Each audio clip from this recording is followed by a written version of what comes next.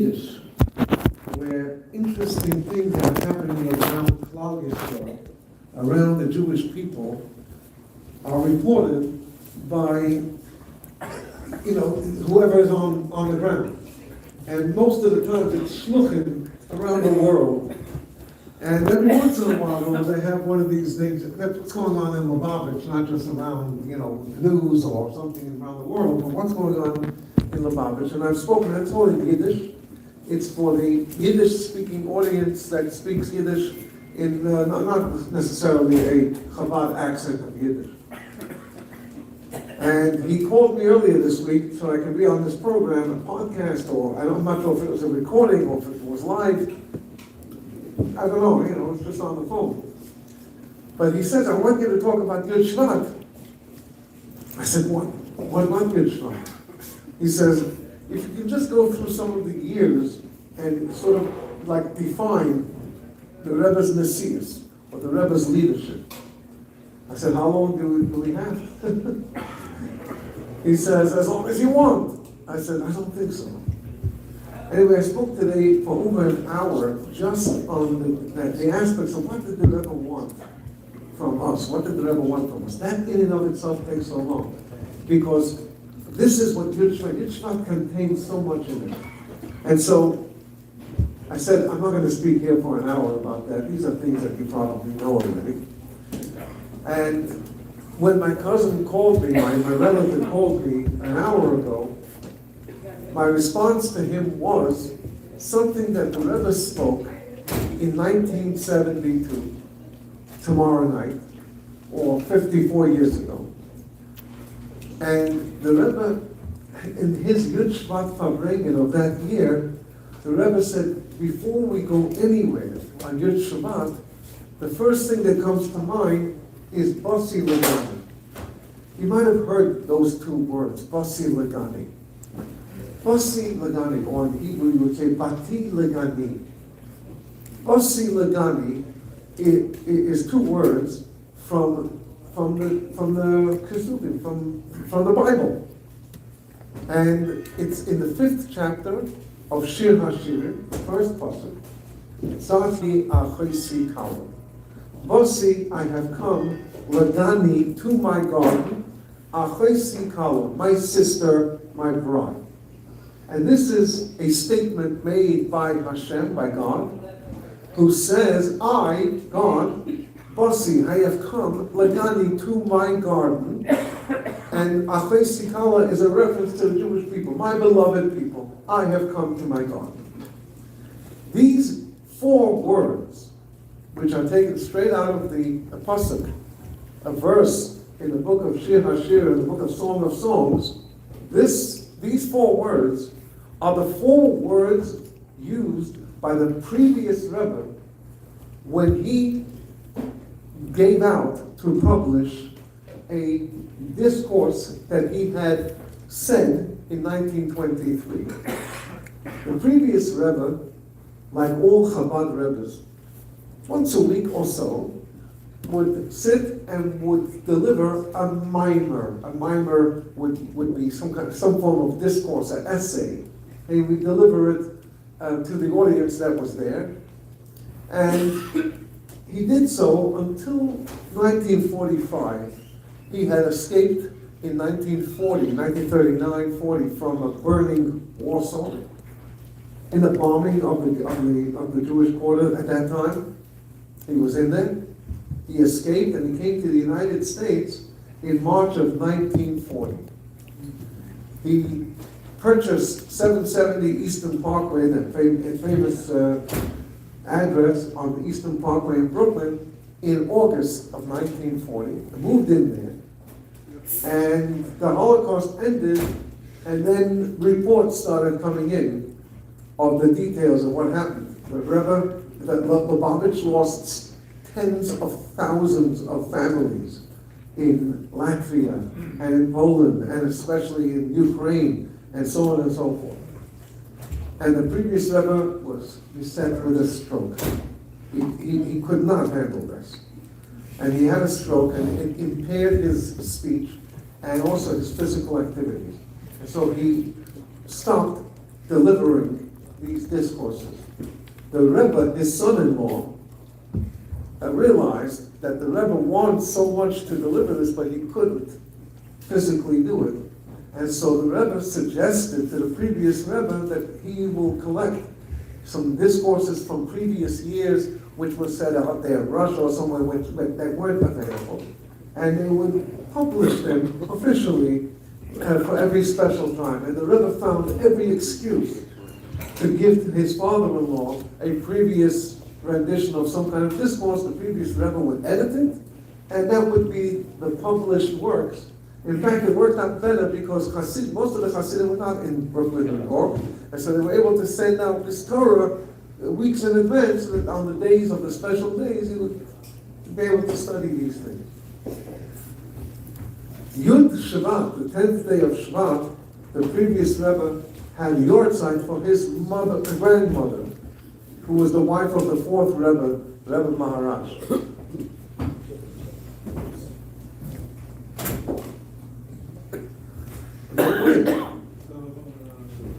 I remember this boy's bar mitzvah. In fact, I was his teacher. Mazel tov. L'chaim. Cool. I have to come all the way to see you. So, the previous Rebbe had a yortzeit for his grandmother, and 3 days later, on the 13th of the month, he has a yortzeit for his mother. And the Rebbe found a discourse that he delivered in 1923, and the previous Rebbe did some editing on it, and it was published for the 10th of Shevat in 1950, which happens to be on a Shabbos in that year. On Shabbos morning, at 10 to 8 in the morning, the previous Rebbe suddenly passed away. On that very day. And the Rebbe realized and publicized that this discourse, since this was the one that he decided that was going to be published and sent throughout the world, this is his final will and testament. And this discourse bases itself on these 4 words, Bossi Legani. I have come to my garden. And this he brings from the Midrash that says that when God created the world, he was here in his full glory. It says in the Torah that everything was not just good, but tov ma'od, very good. And so God was here full. And then trouble started. First there was Adam and Eve, and then there was Cain and Abel, and then there was the rest of those big characters, until you got to a point where the Shekhinah, where the divine presence was completely pushed out of this world 7 times over, up to the 7th heaven, all the way up there. And then 7 righteous people stood and brought the Shekhinah back down. Abraham, Yitzchak, Yaakov were the first 3, and the final 4 were Levi, Kahas, Amram, and then Moshe. But when Moshe did it, he brought the Shekhinah literally down into this world. The Torah says in next week's parasha, Vayered Hashem al Har Sinai, God descended, like so to speak, on the mountain. God returned. And when he returned, he said, Gani, I have come back to my garden. And I'm here to stay. And the way to stay is to build me a mishkan, to build me a dwelling place. And then when the Torah says, build me a mishkan or mikdash, it says, V'shachanti b'sercham, I will dwell in them, in each one of them that we create in our own hearts, in our own lives, our dwelling place for Hashem. That's the beginning, the opening of this discourse. So the Rebbe in 1972 said that in this context, God chose to call this world my garden. What is a garden? And the Rebbe spent half of the Farbrengen, which went on for over 6.5 hours, discussing this idea. And this is what I told my relative. I said, talk about garden. There are 2 things that the Rebbe pointed to regarding gardens. Number 1, it looks beautiful. That was the first thrust of the Rebbe's talk. It's a place that you want to have a beautiful appearance. Flowers, trees, fruits. It looks beautiful. The second thing about a garden that the Rebbe spoke about was that the fruits that grow in there contain material for it to continue on. A tree stands there for so long producing fruits, and the fruits themselves are so multiple, so many, that you can plant hundreds more after this. It's called growth. A garden is about growth. And those are the 2 points that the Rebbe deliberated on and spoke about, beautiful words. And the third thing that I want to add is it tastes good. Fruits. Fruits are dessert. You don't eat fruits for your meal. You eat fruits at the end of the meal because you want to wipe away the bitterness or the sharpness or the harsh tastes that you have. You have a piece of fruit. You have an orange, you have an apple, you have a pomegranate, you'll have a grape or something. So it tastes good. It tastes super good. And that, by the way, is my entire speech for tonight. The rest of the night is stories, if you don't mind. That's what I told my brother. Now we're going to talk French. So I want to share with you stories about each one of these ideas of a garden, because I think with a story we can sort of take it home. We can remember. We can share with other people, and instead of like falling asleep or something. So I know in California you don't have a problem with this sun here.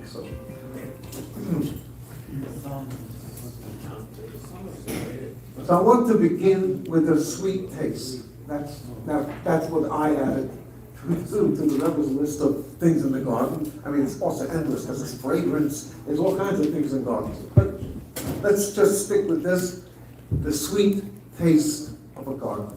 Hashem says, I have come to my garden. This world is sweet. How do we make the world to taste sweet?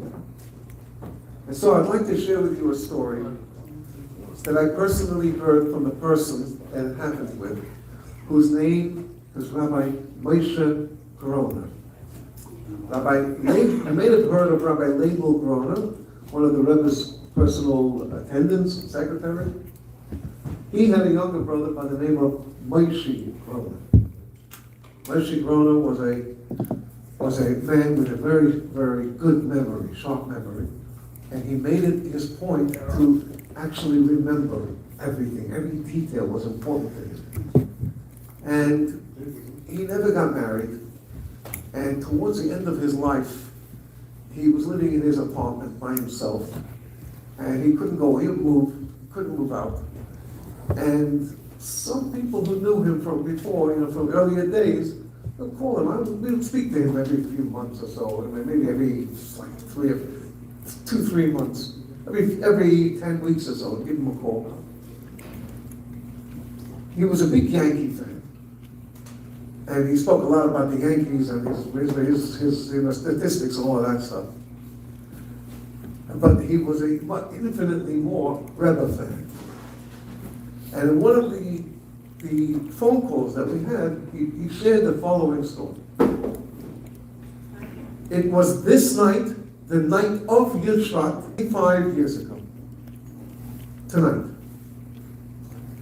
And it was the first yard site of the previous Rebbe.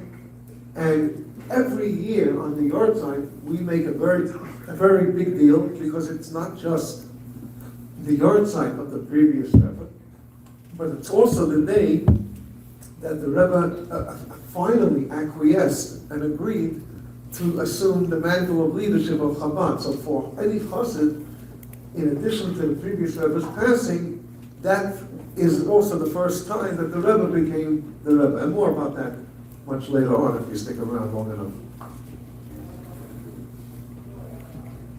And so we anticipate Shvat, we make preparations for Shvat. Every chassid gets ready, we study what needs to be studied, we think about this. A lot of people go to New York and spend time at the oil of the previous Rebbe and on the Rebbe, etc., etc. It's a big day. It's a very big day. You could imagine what the crowd was like in 1951, before the Rebbe officially did this. And this is the first yard sign of the Rebbe that they knew, that they were followers of. It was in their lifetime. And it was a very big day. And they knew that the next day, it was a freezing cold day, in January of 1950 in New York, 51 in New York. And they were going to be at the oil. There were school buses that were taking them to the oil, including the Rebbe himself. They went on buses. And everybody went, whoever was anybody was going to go to visit the kever, the oil of the Friedrich Rebbe, the previous Rebbe. And so it would be a long day standing there fasting. And at night, there was already an announcement that the Rebbe was going to hold a Farbrengen for this occasion. So people left 770 after Ma'ariv, after the Rebbe led the davening, was basically empty. Everybody went home. The Rebbe himself was home. And Moshe Grono was in 770. He was a bacher who, his brother Label was a big bacher. And so he was in the room where his brother Label had been before. He was in there. And sometime very late at night, about 1 o'clock in the morning, between 1 and 2 in the morning, the phone starts to ring. And he has no permission to answer the phone. It's not his place. So he lets it ring. And it rings. And it rings, and it rings, and it rings. And it goes on and on for so long that he realizes that there's somebody here. It needs to get a hold of someone. And he haphazardly, hesitatingly answered the phone, thinking that if he can't say anything to the person, he'll say, I'm sorry, but the office is closed, call back tomorrow. On the other line is the Rebbe. The Rebbe says, is anybody, who is this? He says, it's Moshe Grono. He says, is anybody else there? He says, I'm the only one here. So the Rebbe said to Moshe Grono, if it's not too difficult, can you please come by my house? I have something important. So he was invited to the Rebbe's home. The Rebbe's home, you probably visited on President Street, on 1304 President Street. But the Rebbe only moved into that house in 1957. We're talking in 1951. The Rebbe lived in an apartment on the corner, that corner, President Street and New York Avenue, upstairs on the 3rd floor. And he ran the 2 blocks from 770 to New York Avenue, and went in and knocked on the door, and the Rebbe came to the door, and the Rebbe said to him like this, there is a patient, a woman, who lives in this neighborhood and is not well. And I'm trying to get a hold of a doctor, and I need the number, and I need to call this doctor and wake up this doctor. And when you get him on the phone, please call me. I'm just very occupied right now, so I need some help in this. I've spent some time, it's taking me too long. Can you please do this? And the Rebbe goes into the other room, the study, where the Rebbe had his library in his apartment. He gets a hold of the doctor after calling and calling and calling, and he calls the Rebbe to the phone. The Rebbe answers. The Rebbe speaks to this doctor on the phone, and the Rebbe turns to him and says like this, I have to meet the doctor out there somewhere, and I'd like you to do me a favor. In my study, you'll see a note of different books, and I want you, please, to find those books in the library and open them up to the page numbers that are on this note. Open the book and do it like this. The first book you open and put it on the table. The second book you put on top of that book, and then the third book on top of that, and pile it up like this. So I'll know that this is the pile that you worked on and opened it up. It'll save you some time searching and opening and everything else. And when you finish, he added this detail. When you finish, please close the door and make sure it's closed like properly behind you. This is of the apartment. This is what the Rebbe told me. And so he walks into the study. It takes him quite a while to identify all of these books. and he piles them up just as the Rebbe asked him to do, instructed him to do, and he leaves. The next night, the night following Yud Shvat, tomorrow night, it would be in today's calendar, was the Farbrengen for Yud Shvat. And the Rebbe started the Farbrengen talking about the previous Rebbe and his life and his works and his deeds and his mission and his message and so on and so forth. And then he was singing a song. As chassid stood up after two talks. A chassid, an older chassid who had studied in Lubavitch. He was already married when the yeshiva in Lubavitch was set up. So he was a very old man at that point. He was already 90, close to 90 in 1950. He sat behind the Rebbe, and he stood up, and he said, Rebbe, the sikhs are beautiful. Your talks are very nice. But the olam here, the crowd is demanding a mimer. A Rebbe says a mimer. Will you please give us a mimer? Make this announcement. And the Rebbe had the previous Rebbe's mimer on the table. And he opened it up and he started by saying, in the mimer the previous Rebbe writes, oh, he changed his whole singing tune, and the Rebbe said this mimer. What did the Rebbe say in this mimer? The Rebbe said in this mimer 3 different points. One of them was about the importance of the focus of bringing the Shekhinah down to this world, which is what the beginning of this mimer talks about, as we mentioned before. Another point was to discuss the concept of 7, the number 7. It's the 7 tzaddikim. We are here in the 7th generation after the first Rebbe of Chabad. And the third idea that the Rebbe spoke about, and extremely unusual, told stories about, is about the greatness of Ahavas Yisrael, the love of a fellow Jew. And the Rebbe told the story of each Rebbe in this mimer. The Rebbe told the story of the Alter Rebbe, that once on Yom Kippur, there was a woman who had just recently given birth. Her husband had gone somewhere to the shul, and the Alter Rebbe sensed that this woman was in danger, took off his talus and kittel, went to the house, chopped wood, lit a fire. You're not allowed to do it in Yom Kippur. Lit a fire that you're not allowed to do in Yom Kippur. Cooked that you're not allowed to do in Yom Kippur. Make sure this woman had what to eat and had some warmth in the house. The Alter Rebbe himself could have sent anybody in the shul, would have been very delighted to do what the Alter Rebbe wanted him to do, but the Alter Rebbe himself did it. And the middle Rebbe, the second Rebbe, was feeding people, and they noticed that his arm had turned colors and looked infected. And his attendant asked him, what is this? What happened? Did you fall? He says, no. He says, the people who come in, they unload such issues that it's having an effect on me. This is how much they cared about the people that they were talking to. This wasn't just, yeah, let me help you out there. I'm a psychologist. Give me $150 for a half hour or take her on my couch. But the third Rebbe of Tzemach Tzedek had a gamach. A gamach is a free loan where you don't have to pay interest. And there was a marketplace in Lubavitch every Thursday. And he would give out some money, to people who needed to buy some things. They would buy it, and they would sell it, and they would return the money to him. He had that kind of fun.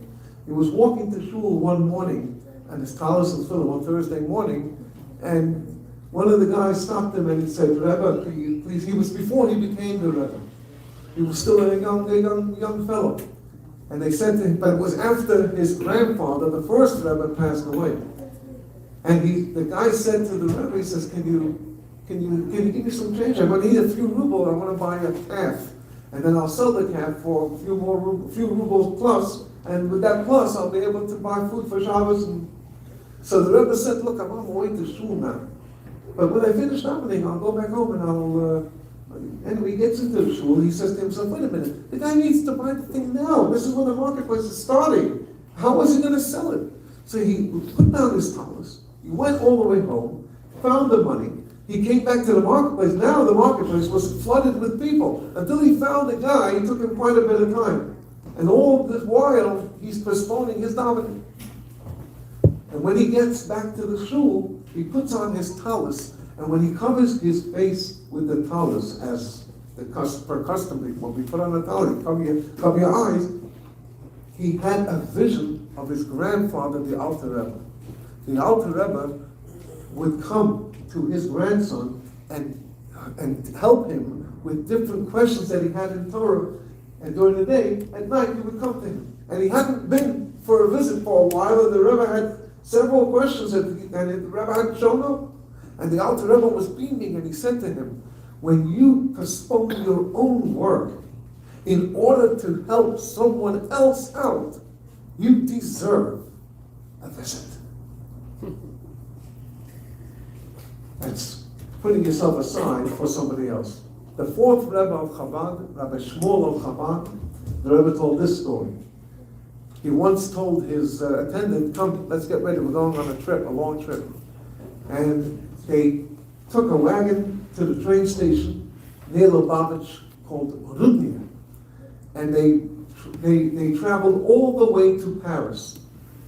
I once checked the distance from Rudnia to Paris, and it's 1,000 miles. And if it wasn't 1,000 miles, 1,000 kilometers, of one of these distances.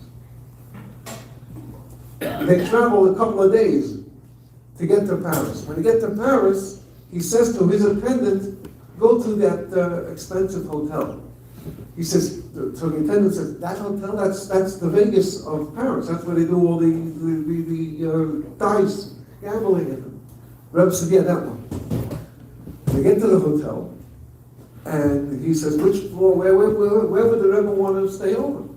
He says, where do they have the gambling floor? It's the second floor. He says, that floor, I want to be on that floor. He says, but that's the gambling floor. The Rebbe says, yes, that's the floor. They settle into a room, very expensive room. Look at the gambling. It's like, if you ever landed in Las Vegas airport, it's as soon as you get off the plane, you got all these machines to gamble. I went there to Farbrengen not long ago, so I was there. Whiskey Pete's. Huh? Whiskey Pete's. Whiskey? Even though you went, right? Yeah. All over you have gambling, right? In the airport? Like when you get off the plane? All over. I've never seen it anywhere else in the world, except in Vegas. But I haven't. Talking about Vegas. Yeah, that's what I mean. Yeah. Chabad House might be the only place that doesn't have it again. Oh, what do you think? Anyway, the Rebbe walks out of his room a few minutes later, and he walks straight into the big room of the gambling. And he walks over to a guy who was sitting with a bottle of wine on his table. He puts his hand on him, and he says, young man, non-kosher wine can mess with your head, can mess with your brain. You need to stop doing this. And he turned around and went back to his room. About a half hour later, this guy stands up and he says, where was that guy who came? Where is this rabbi?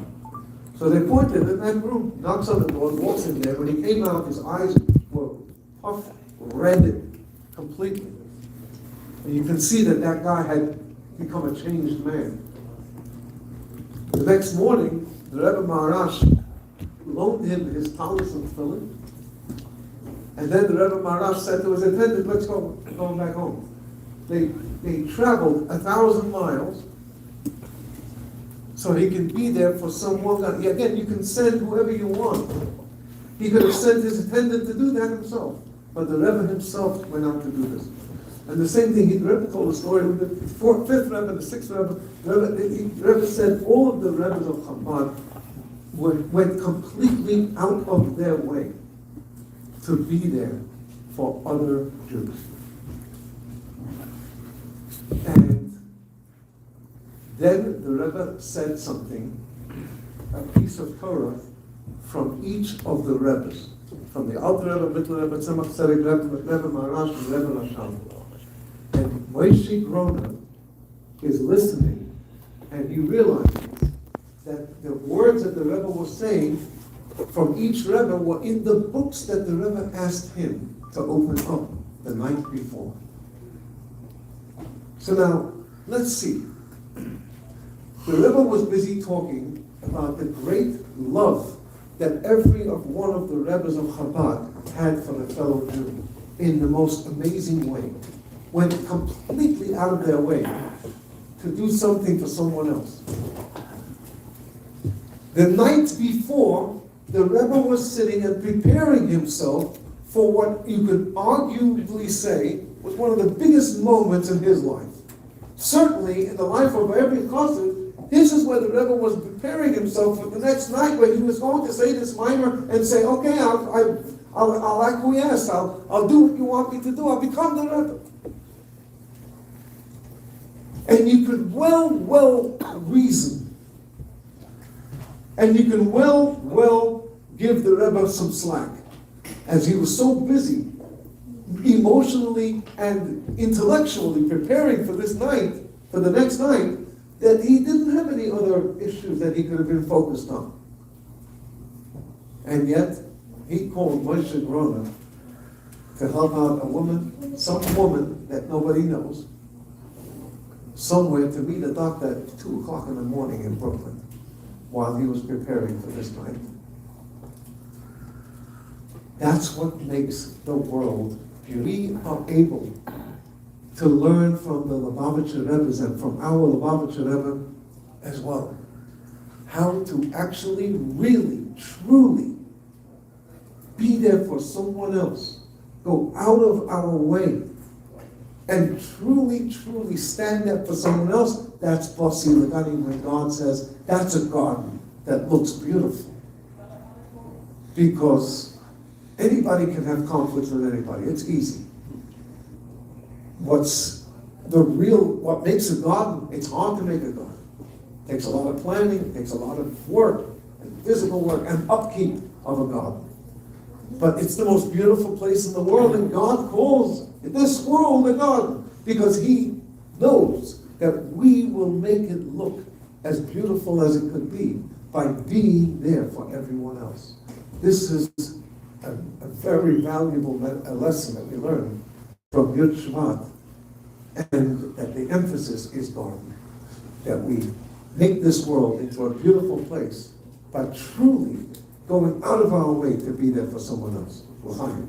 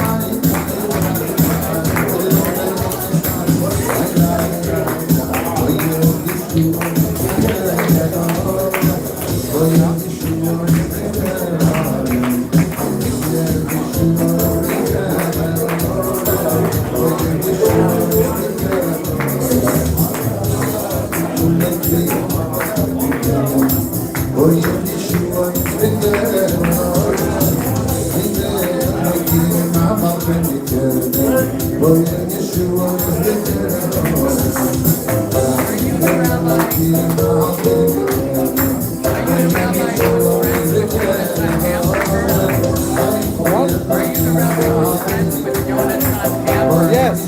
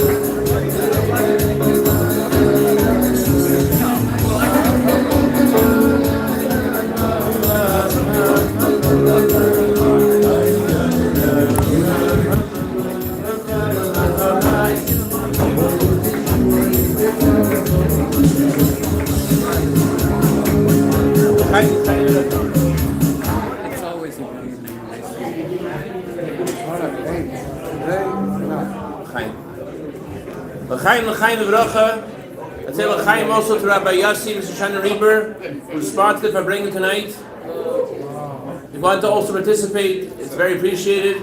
Chushalayich Beishtein, the call to the Gasher Saruchnis, l'chaim v'bracha. There was a chas and kala, the bride. There was a groom and a bride, and it seems like the bride was not the same level as her groom in regards to their observance. And so I was glad the Rebbe yesterday. The bride writes to the Rebbe that my husband-to-be sees something in me that I don't see in myself. My husband-to-be, he apparently could see that I'll be more religious, but I don't see that in myself. That's what she writes to the Rebbe. It happens to be that, in general, the Rebbe's advice, rule of thumb, is that it's not a good idea to choose someone to marry that you're not on the same page on religiously. There's enough issues in marriage as it is. Having to couple on the two different pages, trying to marry someone, thereby inspire them to keep Torah mitzvahs, is not a good idea. But the Rebbe told this woman something different. The Rebbe told her that since you want to build your home according to Torah mitzvahs, and not only you want to, but there's something that you also have pleasure. This is your pleasures in Torah mitzvahs. So therefore, you're not so far from there. You're not far because the true pleasure of a Jew is in Torah mitzvahs. So since you want to go there, and it's where you also have an inkling of pleasure in Torah mitzvahs, so that's where you want to go, you're going to get there. I was just in Las Vegas. I didn't go in the casino, but I was just in Las Vegas last week, and this Chaim. And there was someone told me a story that happened to them.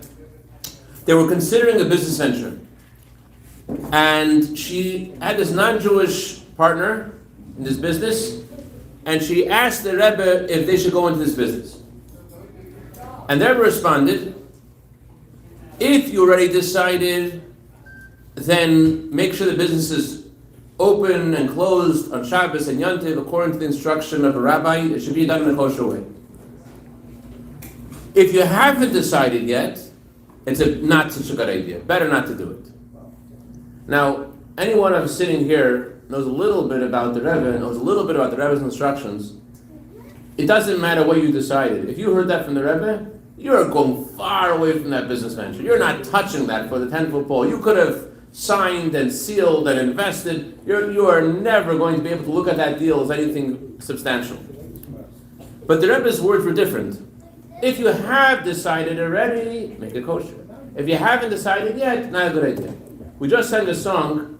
The words of the song are, Elikim Malkim Mikedem. God is my God, my King, from before. The Rebbe once explained, from before means that my deepest and first reality is my connection to Hashem. That's my first reality. That's who I am. There are a lot of other things that happen in my life. But Malkim Mikedem, who am I? It's my connection to Hashem. The Rebbe was drawing attention to this in this letter to this bride to be. It might not be that you're there yet, but there's a geschmack, there's a pleasure you have in being in Torah mitzvahs that you already can sense that. That's who you are. That's who you are. So Rabbi Lou was mentioning about how this is a day that we celebrate the Rebbe's Maimer. I've come to my garden. One of the as Rabbi Lou mentioned, one of the aspects of a garden is it's a place of pleasure.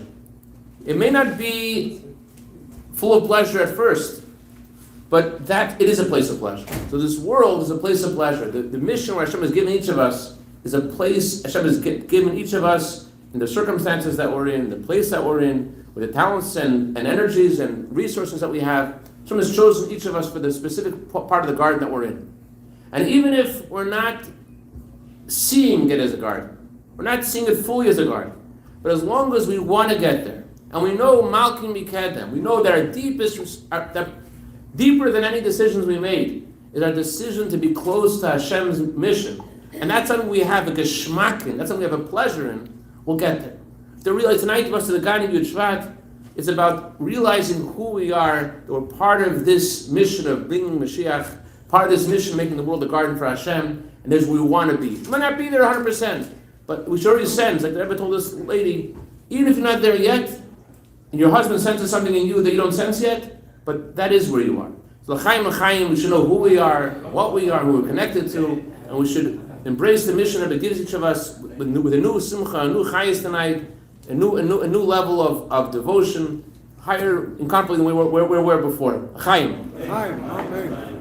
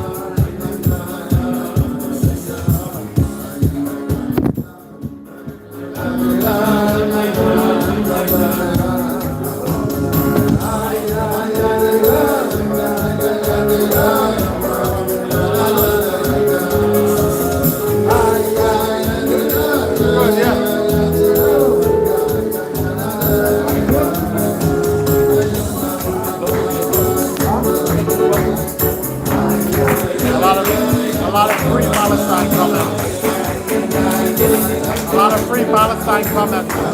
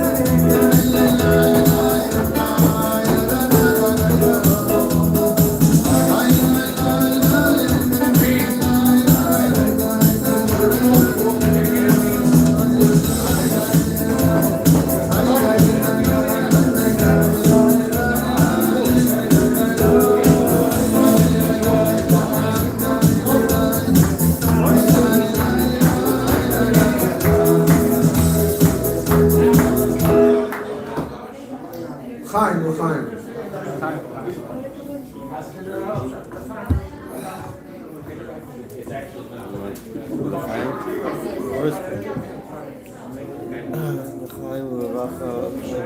The second aspect of the garden that I wanted to discuss tonight was one of the things that the Rebbe brought up 54 years ago, is the appearance, what the garden looks like. And when a person walks into a garden, it's just the way it looks. It gives a person encouragement, and it gives a person feelings of optimism. And a garden, it comes along with a lot of sweat and tears, and maybe a lot of problems and trouble. It might not look that good. Certainly not when it begins, and certain things in the garden may take years and years until they develop. Yet, the garden is designed to look beautiful. And I'd like to share with you the following story to demonstrate this point. When I turned 60, I'm working on it. It's not just the age in your passport. But turning 60, you're halfway there kind of thing. It was like I wasn't sure what to do with it. And I decided to do something that I hadn't done until that point. And that was that on the day of my birthday, to spend it at the Oil. And I went in, my birthday is in the month of Sivan. It's a week after Shabbos. And I went into New York the day before. So the next morning, I was able to go like early in the morning. I davened there. I learned there. I Farbrengen with different friends who also had birthdays on that day. Met all kinds of people. I sat down to write my thing to the Rebbe. Spent the whole day, like from about 9 o'clock until 5. I didn't want to leave, but my children had made some kind of a party in Crown Heights, and I had to go. And I was on such a high. I was in such an amazing place that upon leaving, I said to myself, it's like, is this it? Like, all right, so you just spent the day and tomorrow's just going to be a regular day. I couldn't do that. And when my children asked me at this party about what my resolution is going to be at the turn of a decade, I said, I have something in mind. I'll let you know in a couple of days. I need to think this thing through properly. And this is what I was thinking as I was leaving the oil. And this is what I finally resolved. It took me a couple of days. And I resolved that I'm going to visit the Rebbe's oil once a month. Wow. For the entire year. That's an expensive desire. It costs a lot of money to fly. And that's not the end of it, because then you got transportation. And then when you leave New York, you usually take about half of New York back with you in your suitcases, all the different things that you need to bring back. And I said to myself, this is the month of Sivan. Next month is Tammuz. I'm going to go for Gimel Tammuz. Go every year. Don't miss that time. And then I always go before Rosh Hashanah, so the month of Elul is covered. I always go for the Kinnis, so the month of Cheshvan is covered. And the Yittas Kislev, I usually find myself around there. Yud Shevat, I find myself around there. And before Pesach, I go again. So 5 or 6 are covered already. So, all right. So it means that you got to make some extra trips this year for that. So, okay, I'm going to do it. And I did it. Sometimes, there were times I went there, I was literally in the oil for 5 minutes. The last one, the month of Iyar, that's Lag BaOmer, last year was on a Friday. And so I had a big thing on Thursday evening in my Chabad house.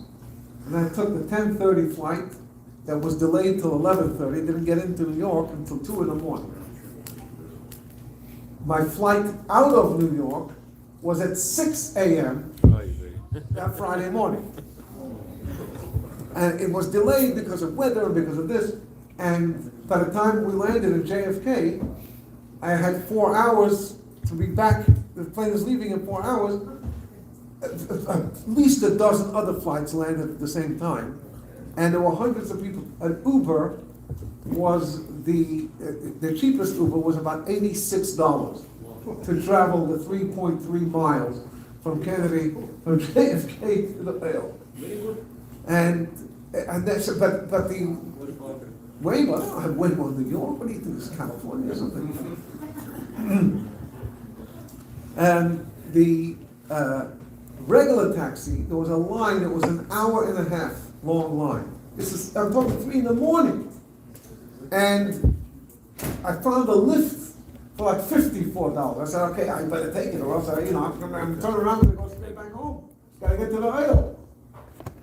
But my phone died, and I couldn't find the lift driver.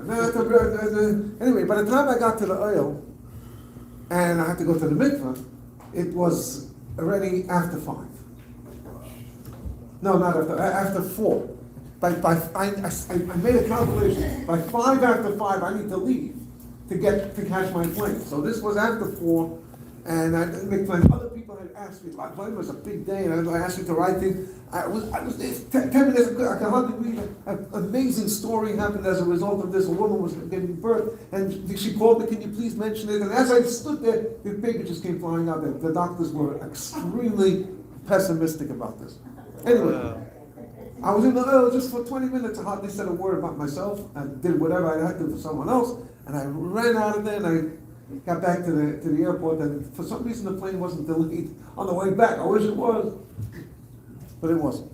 There were other times I was there for a whole day, but I was there once a month, not on any specific day, but 1 month, one time in the month. There was sometimes a week between. Somebody said, why don't you go on Chav Tes, the last day of the previous month, and stay overnight and go the next day? I said, I'm not playing games here. And this is something real. And I cannot tell you how good this did for me, how much good it did for me. Wow. And then, the 12 months was over. I fulfilled my pledge. And the question became, what's going to be with my next year? It was such an amazing experience. Am I continuing it next year? I was going through some issues then that I couldn't think straight. I said, let me say, wait till after Shavuos, and then we'll think about it. My birthday is 1 week after Shavuos. Shavuos this past year, if you remember, was on anybody? Tuesday, not this year. Tuesday, Wednesday. And so here it comes, and my birthday is the following Tuesday. It was Monday, Tuesday, not Tuesday, Monday, Tuesday. And my birthday is Yud Dalet, so it's 1 week after the second day of Shavuos, Tuesday. And I said, it's after Shavuos, so what are you doing? So, I'll think about it. Sunday morning I said, what are you, crazy? Of course you're doing it. But Sunday morning it's a little late in the game. And so my favorite airline, my go-to airline is Delta, of course. That's I think it's the LA airline as well, and certainly Atlanta. That's where its headquarters are. I live in Peachtree City, which is a suburb way outside of Atlanta, and it's built by Delta. It's built for Delta. I have in my show pilots and workers of all kinds of different places. Mechanics and from the planes and this in my show, in my community. So even if I didn't want, I would have to go to Delta anyway. There's a certain loyalty thing. Plus, I am the only Jewish chaplain in the Atlanta airport, which is the busiest airport in the world, and 80% of it is Delta. So I have no choice. Even if I had a choice, I don't have a choice. You're not fired? Huh? They don't just put you on planes everywhere? That's not fun. That's easy. Avoida means you got to work for it. So I went on my app to see what I can do to go tomorrow night, on Monday night, to New York, and it was about $875 for a round trip if I want to leave tomorrow night. Just to make things, just to see how things are, I put in to go to London, and it was cheaper to fly to London than it was to fly to JFK or even LaGuardia with Delta. Huh? Israel, no. It's not that cheap. They're starting direct from Atlanta. They're resuming it in April, the daily flight. Anyway, so I couldn't go on Delta. I couldn't even go on the other ones like American and everything else. The only one that had something for like a couple of $100 was the garbage airline, Frontier. Frontier was the one who was offering. Spirit didn't even have it for that. No, Frontier was the only one who had it like for like $230, which is crazy to pay that kind of money to go on that airline. Well, you gotta go. I'm doing it. Gotta go. So you went on Delta or Frontier? So Frontier. I'm leaving on Frontier, 10:15 flight that lands in JFK. At about 4 p.m. on Monday, I get an email from Frontier. The flight has been delayed by a half hour. It's not leaving at 10:15, it's leaving at 10:45. About 5 o'clock, another email. It's not leaving at 10:45, it's leaving at 11:15. At 6 o'clock, it's not leaving at 11:15, it's leaving at 11:45. At 7 o'clock, another email. It's not leaving at 11:45, but it's leaving at 12:30. It's landing at 5 to 3 in JFK. Now, I work at the airport. I go once a week as a volunteer chaplain, but I know enough that flights just don't take off at 12:30 to land at 3 in the morning in an airport if you can help it.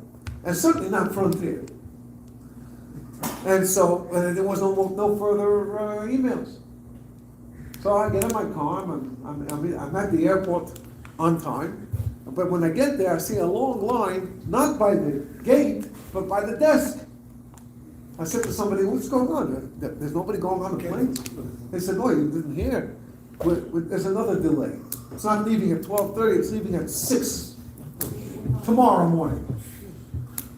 I said, what am I doing? I said, wait a minute, I can go home, I can go to sleep and I can come back. I wasn't planning to sleep that night, but now I can go home, sleep for 3 hours, and then I'll still be able to go. Okay, good. So I went home and I was back at the airport. I sit down on the plane. 6 a.m. comes, everybody's on the plane. And the flight just inexplicably, nobody says a word, it doesn't leave till 7.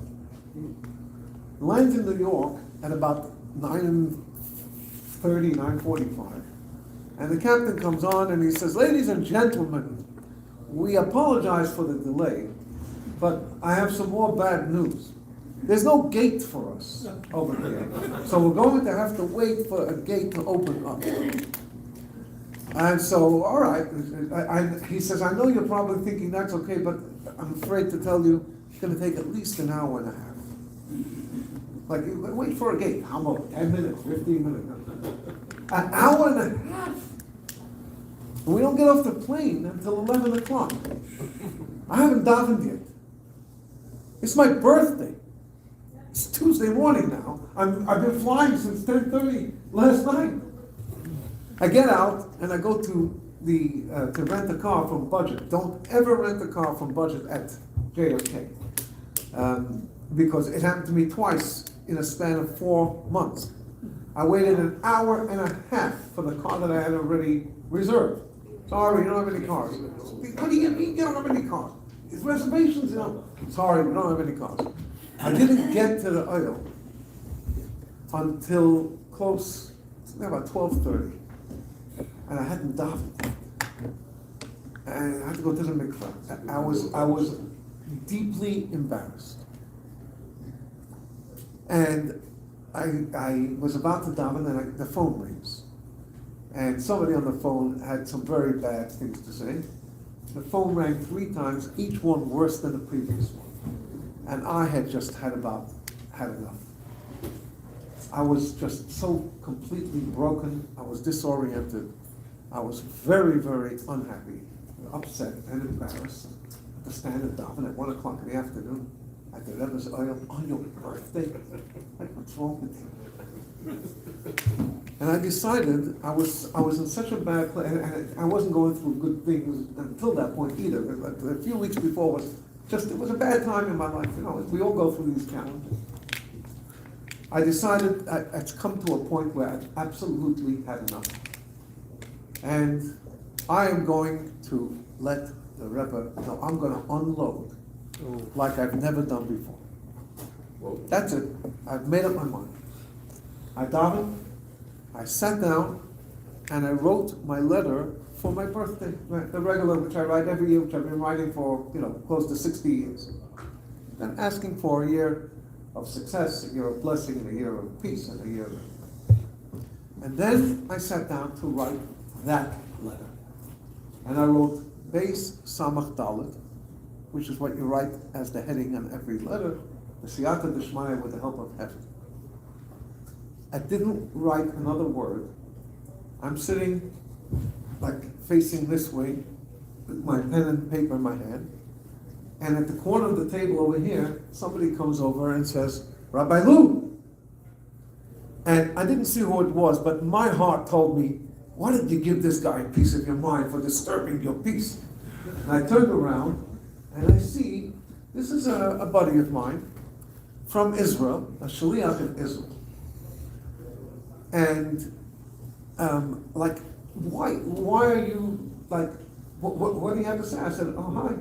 He says, I just wanted to wish you a happy birthday. I said, how do you know it's my birthday? This is a conversation in Yiddish. How do you know it's my birthday? He says, oh, you don't remember? Last year you turned 60, right? I said, yes. He says, well, I was here last year with my son who was putting on tefillin for the first time. And it was my wife and I were here with him. And we invited you to come into the little Farbrengen afterwards, and you told the story, you told this story, you told that story, you Farbrengen with us. You don't remember? I said, oh yeah, that's right. I said, so what are you doing here now? It's another tefillin now? He says, oh, today on the 14th of Sivan, which is my birthday, he says, today's my wife's birthday as well, and today she's turning 50. So we decided to come again on this day to celebrate her 50th birthday here at the oil. I said, 50? Wow. I said, you know what the Rebbe did on his 50th birthday? So we started talking about what the Rebbe did on his 50th, then what the Rebbe did on his 60th, and then what the Rebbe did on his 70th. And he says, while we are talking about this, he says, wait, but hold on a second. You are the right guy. So he says, I came across a letter, he pulls out his phone. I came across a letter from the Rebbe yesterday, and I've never seen anything like this letter.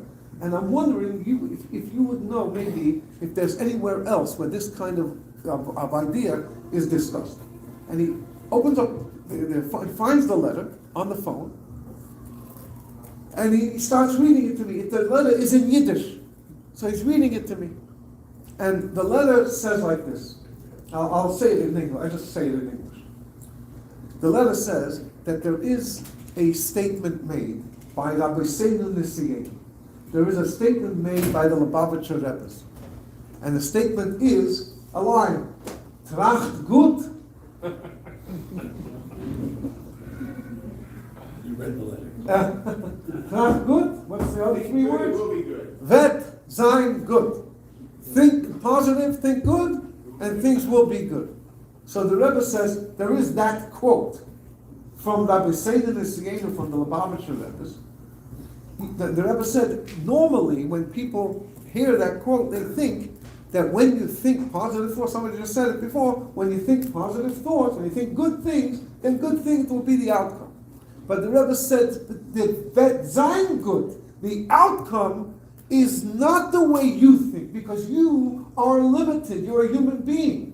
But sein gut comes from Hashem, and Hashem is unlimited. Wow. And therefore, was sorgst du? What are you worried about? This is how the Rebbe is writing. Was sorgst du? What are you worried about? Then the Rebbe said that in this world, it continues in this letter, in this world, everything has an end to it. There's no such thing as no beginning, no end in this world. If it starts somewhere, and everything starts somewhere, it's going to end somewhere. So the Rebbe said, whatever you're going through now is going to end, because everything ends in this world. And when it ends, you will see that you didn't have anything to worry about. So why are you so worried now? And then the Rebbe concludes in this letter. It says, the only condition is that you have to be besimcha. You have to be happy. You need to continue being happy. Now he's reading this to me, and I cannot believe my ears. I'm about to write the complete opposite. I'm about to unload over here, which, words that have no place in any of these statements that the Rebbe is making, these lines, good, and what are you worried about, all of this stuff? And it's all going to end, and when it ends, it's going to be even better than you think. And I'm sitting there, and I'm amazed. I'm so amazed that my mouth is again. I'm just staring at it, like, is this real? Where'd you come from? So exactly. So he's looking at me, and he says, "It seems that you didn't hear this. You didn't really hear properly. So let me read it again." He reads the whole thing again, and as he's reading it, this serenity comes over me. This joy comes inside me. And he finishes reading it. When did you get a copy? He says, listen, you have to hear the whole story. Yeah. When the story is over, it'll be even more amazing. That's good, more than you think. This is not the end of the story. Just hold on. Listen.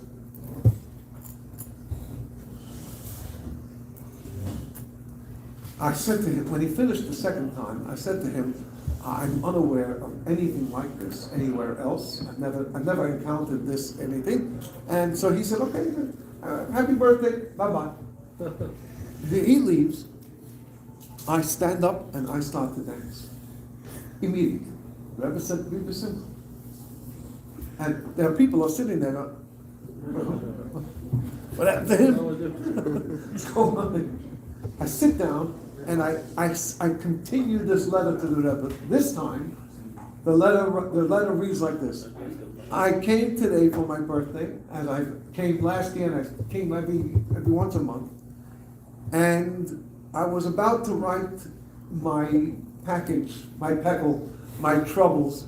But then so-and-so came, and he's read to me this letter, and I write this entire thing out in Yiddish. This is what he read to me. And then I conclude this letter by saying, I'm asking the Rebbe for a bracha that I shall always have the opportunity to be besimcha for the rest of my life. Amen. And I went into the oil, but before I went into the oil, my phone rings. My son is on the phone. It's 3 o'clock in the afternoon. He says, Dad, Tom, it's a girl and a baby on my birthday. If you want to know about that, Zayin good. It's even more than you think. So I go into the oil, and there's nothing in this world, in Hashem, that will ever get me back to that kind of situation. Frontier, you can do what you want. It's all good.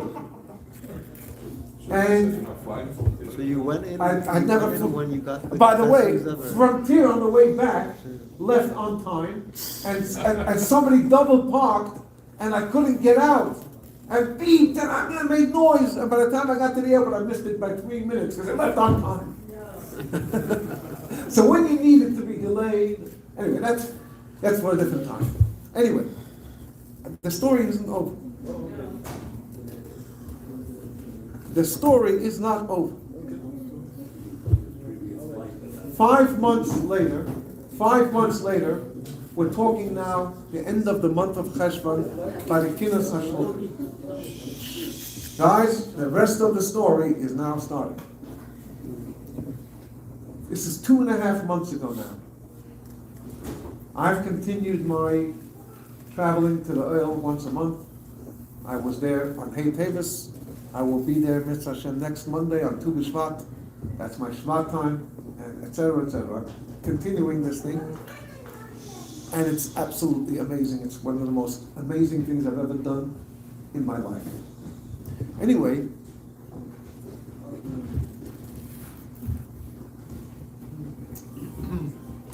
I'm arriving to New York for the convention in the end of the month of Cheshvan. I'm arriving at 4 p.m. I plan to be in Crown Heights no later than 6 p.m. and I'm going to go straight to the Kinnis. I'm going to go to my son's house, then go up to Eastern Parkway. And my father, may he live and be well, was also coming that evening, but he was coming 2 hours later. We're staying in the same place. And he said, you go ahead and I'll meet you up there. Don't wait for me. I come to my son's house, and my grandkids started jumping all over me, and they wanted to do homework. By the time I was ready to leave, my father was about to go. I said, okay, I'm going to wait for him, and we'll go together. So he comes, indeed, about 8:30. It's already late now. The whole convention is closing at 9 o'clock. So we go quickly up Kingston Avenue, we go to register, and then we go across the street to Olive Torah, where the food was. We're both pretty hungry by now. And we get to Olive Torah, and my father is a very popular face, especially among shluchim.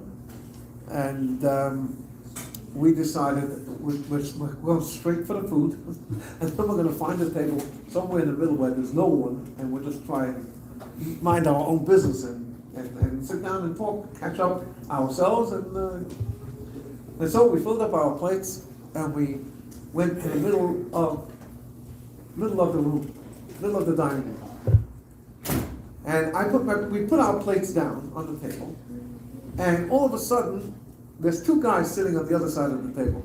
One guy perks up and he says, "Oh, Rabbi Lou!" He's talking to my father. And he says, "Oh, you stayed in my house 25 years ago. You came to learn in Israel, and you were this and that." And I'm thinking to myself, let the man is still with a coat on. Like, let him sit down and eat something. And so I look at I pick up my eyes to ask this guy if he doesn't mind, going back to his seat and letting my father eat. And I look at the other guy. The other guy is that guy who met me at the aisle on my birthday. Met me that letter. Okay, now it was time for me to not sit down there. I said, "Hey, shalom aleichem." He's playing with his phone.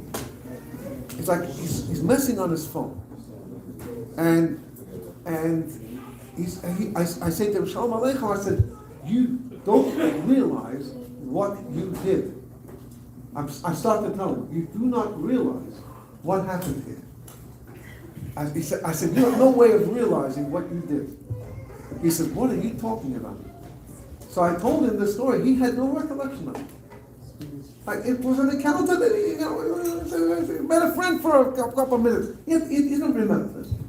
But I'm telling him this whole story, and I see he's picking up his phone, and he's looking, and his face becomes more and more and more serious. And by the time I'm finished, and I'm very confused because I'm telling him this whole story. By the time I'm finished, his tears are coming out of his eyes. And then he says, oh no, my phone just died. You need to send me this story, record it, and send it to me. I said, excuse me, what's going on? What do you mean the story? See, he tells me like this. That was Wednesday. He says, I come from Israel, Shliach somewhere in Israel, and I'm not going to come here for 2-3 days like you guys do, but we're going to come for a week. So I came here yesterday, and Tuesday. And my intention was to stay till Tuesday, be here for a week. I'll say, well, Monday night or something. This morning I get a call from Israel. My daughter, in her 9th month, was rushed to the hospital, and they see that the baby is no longer with us. The baby has died. And they have to schedule this procedure, the DNC, and it's a terrible tragedy. He says, I just don't know what to do with myself. He's telling me this.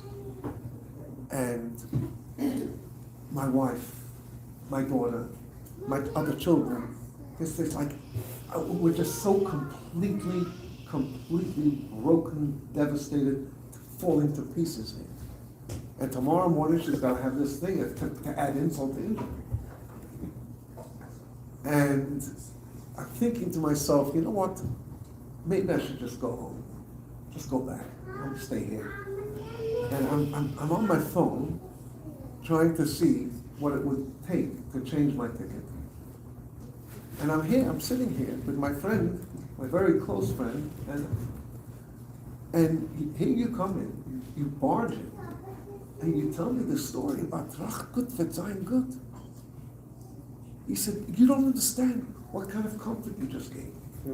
I'm not going back to Israel. I'm staying here, but I need my wife and my daughter and everybody to hear what happened over here. It turns out, he says, I was your shliach to tell you when you needed it, and you have turned around and become my shliach to tell me when I need it. So special. That I'm telling you a story that literally happened to me. I can tell you he didn't want his name out there because of the nature of the story, I guess. My friends,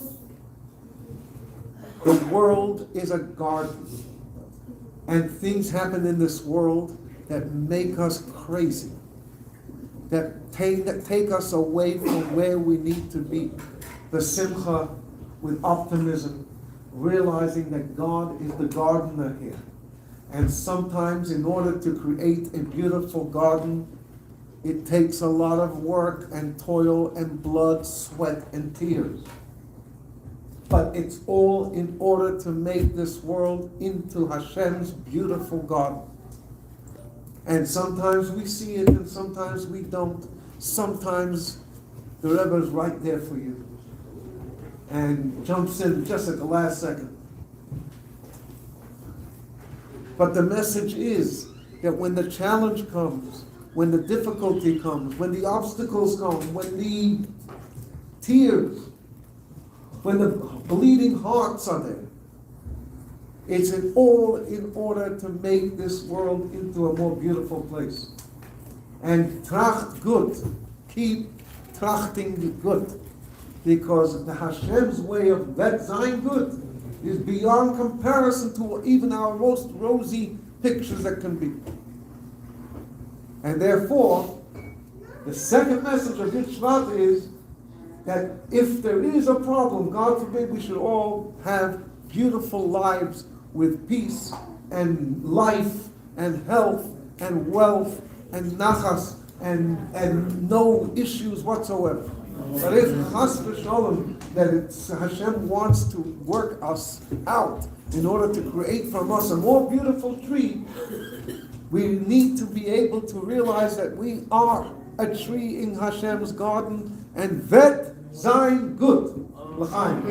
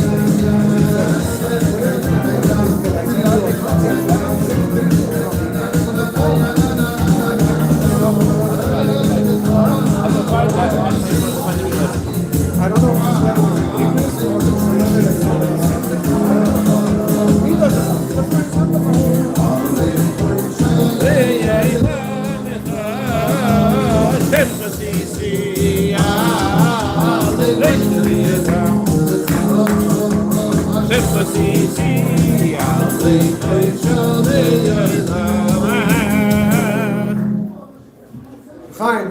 Chaim Luna.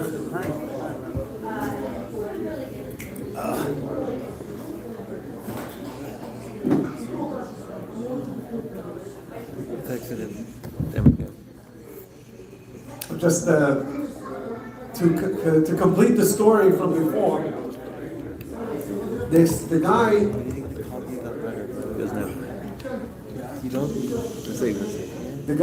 The guy called me a week later. He said to me, "Did I leave you a copy of the letter?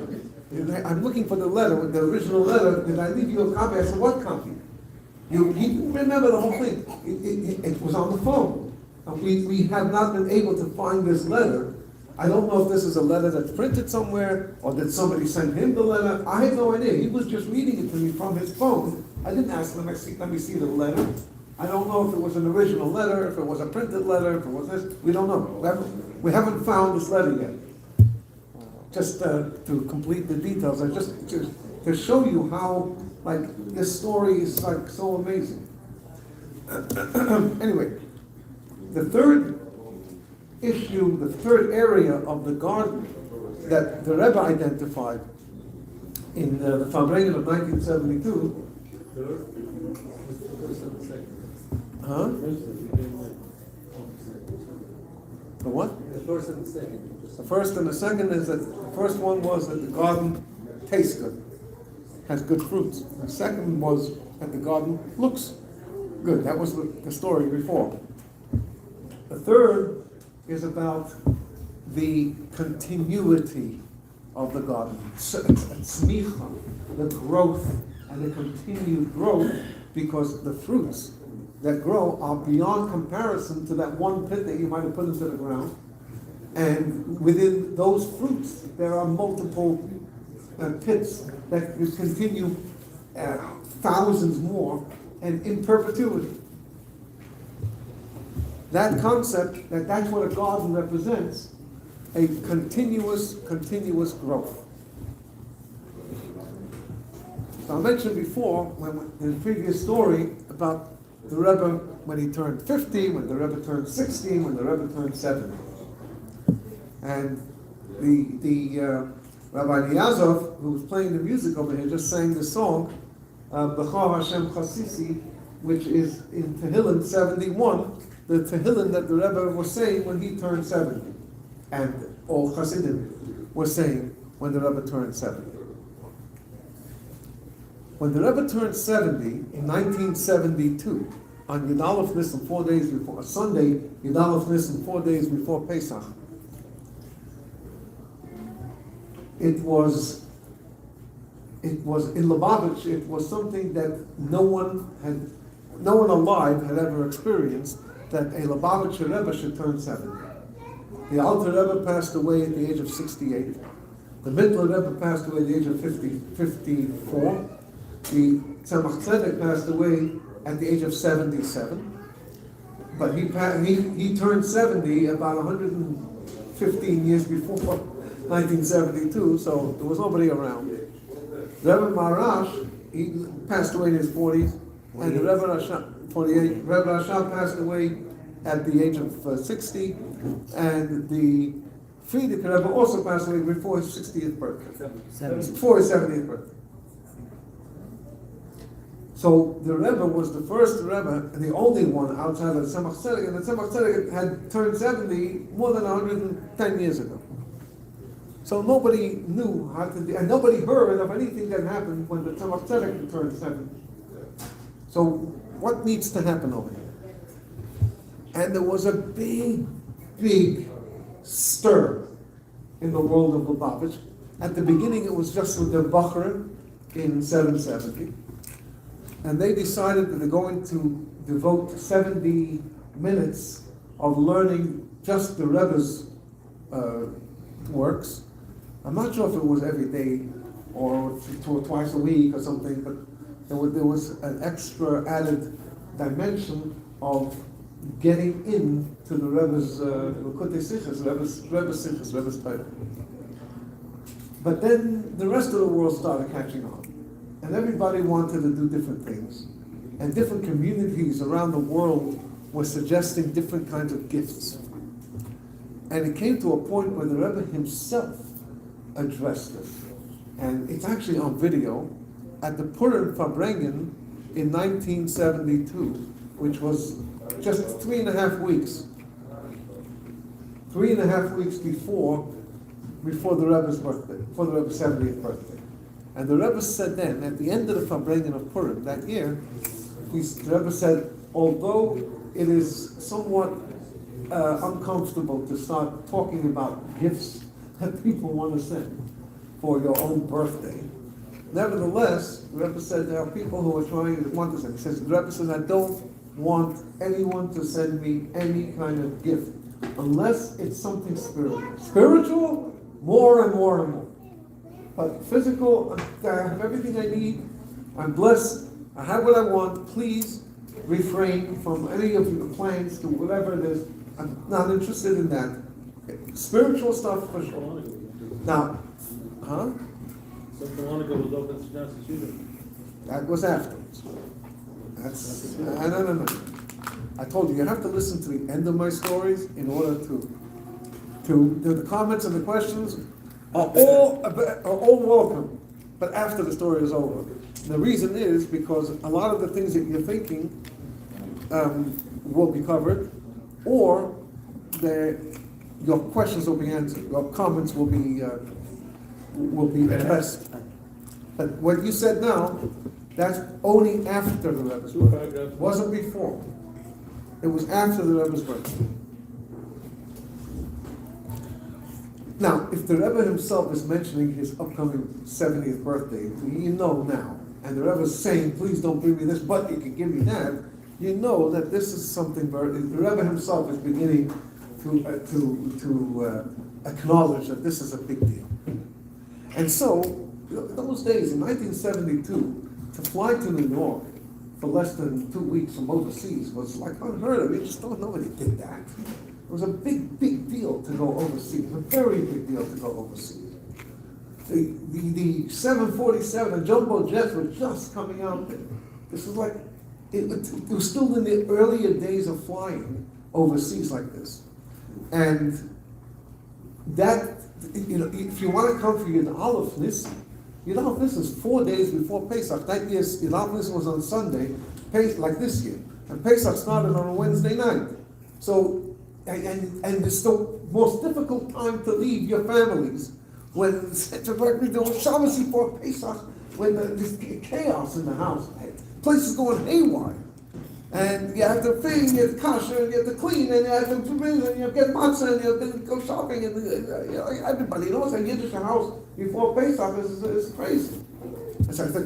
And then to fly overseas, spend all that money and go, it was a big deal. But anybody who was anybody realized you better go. If you knew the Rebbe, if you loved the Rebbe, you would go. And so they did. They would go for Shabbos.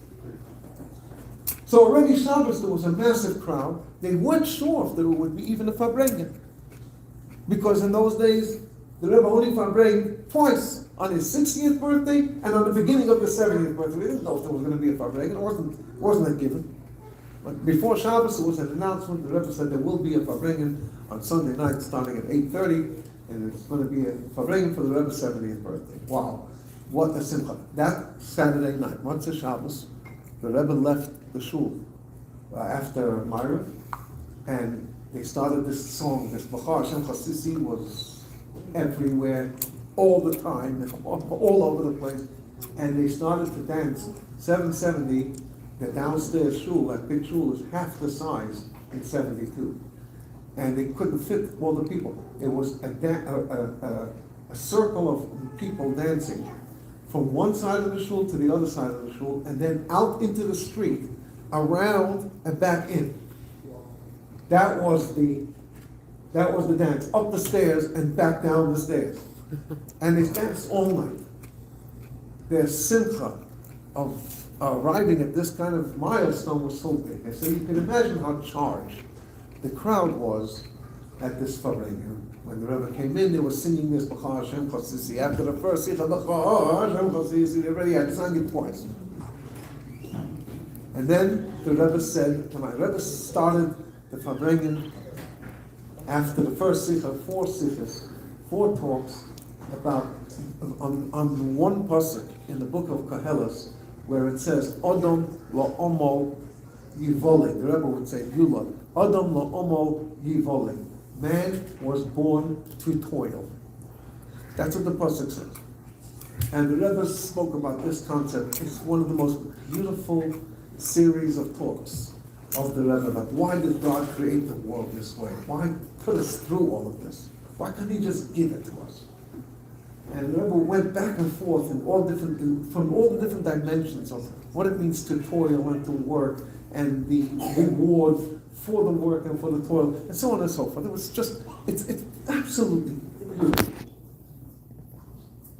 Then the Rebbe said the Maimer. Now,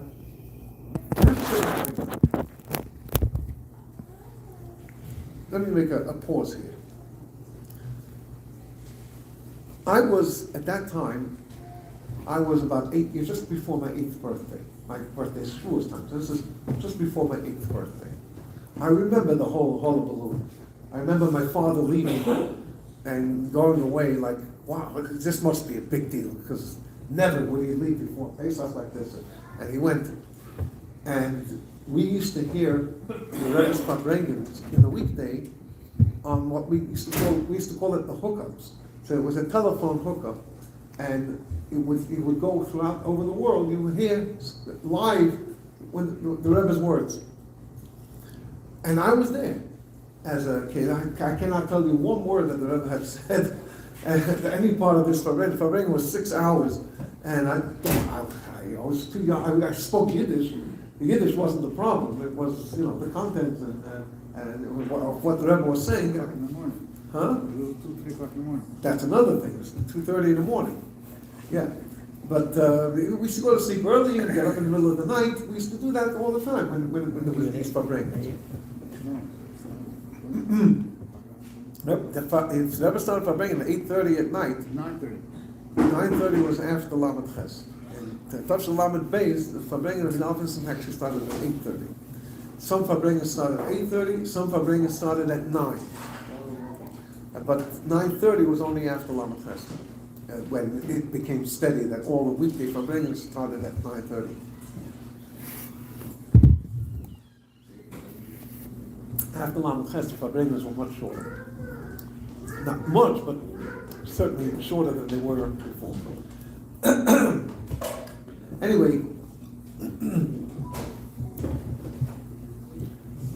so I was too young to be able to comprehend or know what anything the Rebbe was saying at that time.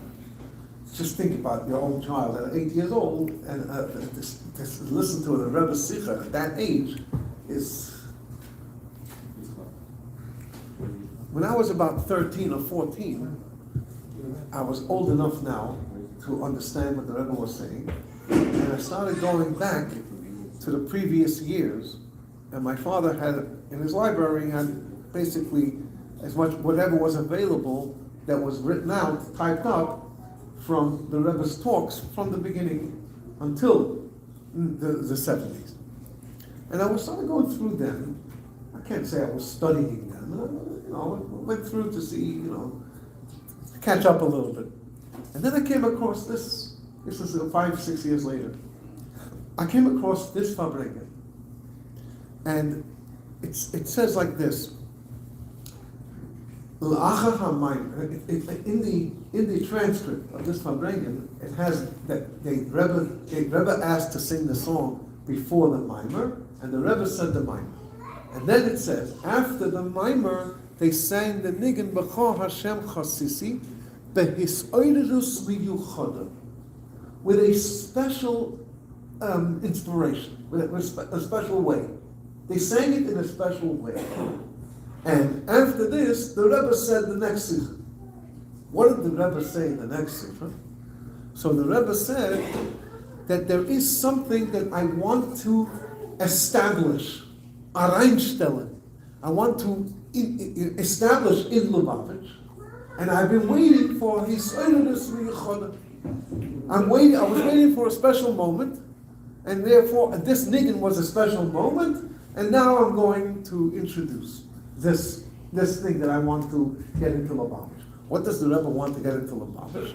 So the Rebbe said there are people who are suggesting that now that he's turned 70, he should start taking it easy and resting. After all, when you turn 70, it's time for retirement, is how the Rebbe put it.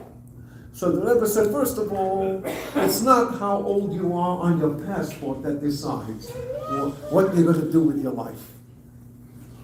It has to do with how you feel. And second of all, this whole idea of retirement, what is that all about? If Hashem gives you the ability to live another day in this world, that means that you have an ability to do something in this world. He needs you here for something. What kind of business is retirement? So the Rebbe said that since he's turning 70 now, he's asking that everyone should give him a gift for his 71st birthday, that by next year there should be 70 new institutions in the world in Lubavitch.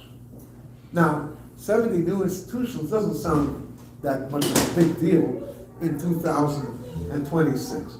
But in 1972, it would be like the Rebbe would say, I want 10,000 new institutions by next year. Like 385 every single day of the year. It's like, 70 new, and you could almost hear, it didn't happen, but you could almost hear like, what? Like you could almost hear a gasp from the crowd. And the Rebbe immediately, without hearing a gasp, says, you don't have to worry about it. Because you'll see, as soon as you get started, you'll see how simple it is, how easy it will be to get these 70 new institutions. 71 new institutions. And I'm giving you to next year. And the Rebbe was relentless throughout the year. The Rebbe kept on pushing this. And as you said, actually, Rabbi Kunin said, I take 10%. 7 places he's going to open up in California. 7 places, you can do it in a week these days. But those days, it was like, what, 7?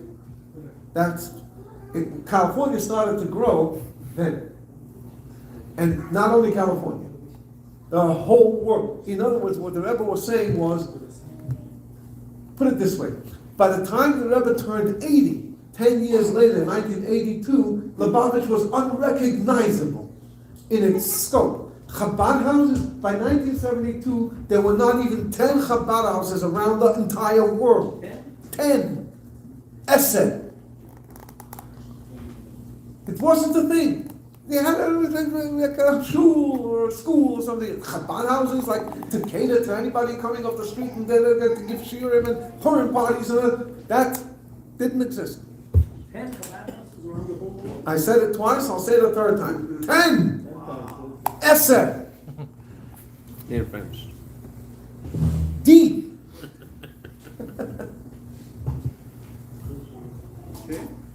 By the time 1980, how do you say it in Spanish? I don't know. Days. Yes. Days is in Portuguese.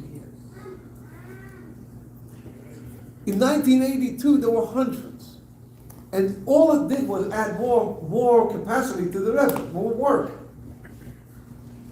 What the Rebbe was saying was, we're going to change the whole world now. Now that I've turned 70, now we can get started. Now, I turned to my father when he came home that night. And I said to my father, I have never come across a place in the transcripts of the Rebbe's Sikhs where it says that they sang a song in a specific way. And you were there. I said, you were there. You saw it. You lived it. And so my question is, what does it mean that they sang the song in it like with a special inspiration? What kind of, how was that different than any other of the songs that they sang? And sometimes the songs were very happy, and sometimes the songs were a little quiet, and a little sleepy. And sometimes the Rebbe would encourage, sometimes the Rebbe would jump up and start dancing, and the roof would be coming up. So what happened over here? I asked my father this. He says, oh. By the way, later on, I started working in the Rebbe's Sifis, and I was in part of that crew. I was in that crew. And I promise you, there's not another page where this kind of words are written. Never. No, in the tens of thousands of pages. This doesn't exist anywhere. So this must have been something really, really special. So I said to my father, you were there. What happened? My father says, it was absolutely amazing. I said, what happened? He says, it was unbelievable. But what happened? It was incredible. What happened? I kept on answering without answering. Like, there was no answer. I said to him, there must have been something there that wasn't any other time. And you being there should be absolutely able to describe what happened there. No answer. Okay. I figured maybe he was too tired, maybe whatever. So I'll ask some other guys, older Bochrim, who were there as a Bochrim. They were there. I mean, the guys that you might know, Rabbi Schusterman over here. I had connections to these guys. Whoever I asked answered the same way my father did. Yeah, it was amazing. It was unbelievable. It was great, but nobody answered the question. No one. And I was very, unfulfilled, surprised, and I was determined, but nobody was able to tell me anything. In 1983, a few years later, they started selling the tapes, the cassettes of previous year Farbrengen. Until that point, you could buy the Farbrengen of that year, but really, if you go back all the way, that they didn't have. All of a sudden, these were available. They made like the tapes, and I bought immediately. I went in and I bought the street from the Rebbe's 70th birthday, and those days they were trying to conserve tape. So why would you record the singing? And all you needed to do was hear the Rebbe's song, the Rebbe's talk, my song, just chassidim singing. What's the big deal? And you hear them singing the Rucha Hashem Chassisi. After about 20 seconds, it goes brrr, and out. And I was so mad, I gave back the tape, I got back my money. I didn't need it. Only about 18 years ago, a young bocher gave me a very special gift. He gave me a gift of a bag of CDs. Remember those CDs? On which, there's about 25 of them, on which there was all the available video that had been available from the Rebbe at that time. It's beyond comparison what there is today. It's no comparison in any way. Today there's entire Farbrengens and it's all online. But this was probably pirated because they weren't that clear, and probably a copy of a copy, whatever it was. He gives me this basket, this like gift, a priceless gem of a gift. And I get home, it must be about 12:30 at night, and I open up this treasure, and I see, I'm looking for something. What am I looking for? The Rebbe's 70th birthday? No, I'm looking through them. And the one that I find is Yud Shevat 1970, which is the Mashiach Sefer Torah. That's on video. I couldn't believe it, never saw it before. When I heard about that I heard all the details. But to see them, wow! That's just a big fat wow. That's a whole different discussion about what happened there, which is absolutely from heaven. But then I took out this, they did have this Farbrengen, and I fast forwarded it all the way to this song, and they had the entire song, 20 minutes worth of this B'cha Hashem Chassisi on video. And what you see in this video was unbelievable. It was absolutely what you see is, when they sang songs at the Rebbe's Farbrengen, between the talks, there were some people who who was singing. Some songs were just like uninspiring kind of songs. You didn't have Rabbi Eliezer over there to make it lively, make it happy. And the guy who started the song sometimes didn't catch, some real nice catchy tune. And it was half-hearted. So some people were singing, most of the people were just, weren't inspired enough.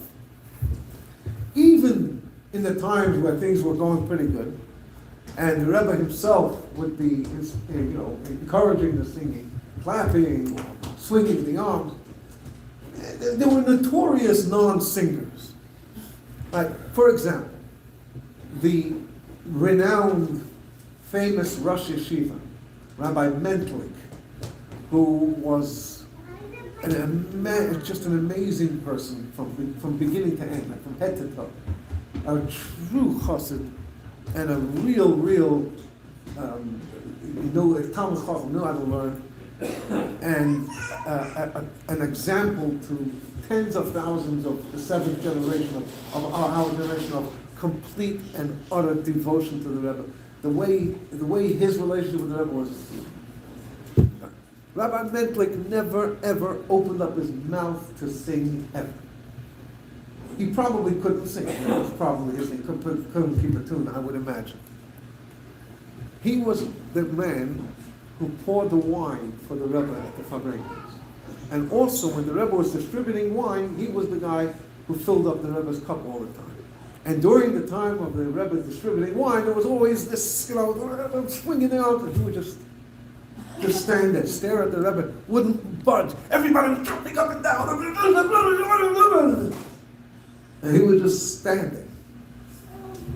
And this Farbrengen and this song, everyone is singing. There's no mouth that isn't singing, that I can tell. Except even Rabbi Mentlik, who doesn't sing, but you can see he's looking around, and he's like he has a smile on his face. You can see that there is something happening here. Even the old folks in the back, who always will sit there like this, they were, everyone is singing. Whoever it was started a different song, a different tune. But somebody jumped up and started this song. And the Rebbe is encouraging the song from time to time, a little bit, the Rebbe bouncing with the head, and sometimes the Rebbe shakes his hand around, but it's not like real heavy. But the way the Hasidim are dancing over there is totally disproportionate to what the Rebbe is doing. And everyone is just jumping up and down. The whole place, the entire shul is bouncing up and down. Everyone, like, it's singing this song over and over and over again. And the Rebbe keeps on turning around from side to side. Nobody is saying like L'chaim. The Rebbe is asking some people to say L'chaim, but everyone is just singing. So I watched the whole thing till the end. And when it finishes, I rewind it. And I watch it again. And at some point, I simply end up, I jump out of my seat and I'm in it. I'm standing there in my house and I am dancing up and down and singing this song. And the next thing I know, it's 5:30 in the morning. And the entire night, you couldn't have this song. And it hit me during the second time. And that's why I couldn't have it ended. It hit me what was going on there. To me, it was clear, it was obvious, because I started feeling this. Everyone in that shul was basically jumping up and down and singing, and they were saying 3 words: I love you. The realization that we have the biggest zechus, the greatest merit, to be followers of the Rebbe, to be in the same room as the Rebbe, to be in the same generation as the Rebbe, to have the Rebbe as our leader, is the greatest miracle and privilege, not because we did anything to deserve it. And the love that everybody had. Imagine they had to leave behind all their family and I pay something, the money and and they all came just to celebrate with this man that everyone was so completely and utterly devoted in love, kipshutei mamash. And the Rebbe felt it. And he acknowledged it. And he said so as he began the next talk. I was waiting for this love. I want you to know that afterwards I went back to all the people, about 25 different people. And I said to them, would you agree? Because I've now come to the realization. 30 years later, I went to all these people and I said to them, would you agree that that's what it was? And every last person that I asked, that I had asked before when I was a kid, agreed, 100%. In fact, I was sitting with my mechutin 2 weeks ago, Rabbi Yossi from Charlotte, and we were talking about this Farbrengen, and I said to him, you know, I was wondering, he says, it was Ava Atzmus. He was a young boy, he was about 16 or 17. He said, this deep, like, essential love that a chassid had to the Rebbe just came bubbling over. It came pouring out. This Ashreinu Matem Chalkeinu, how lucky we are, how fortunate we are to have this as this person as our Rebbe, as our leader, as our commander in chief.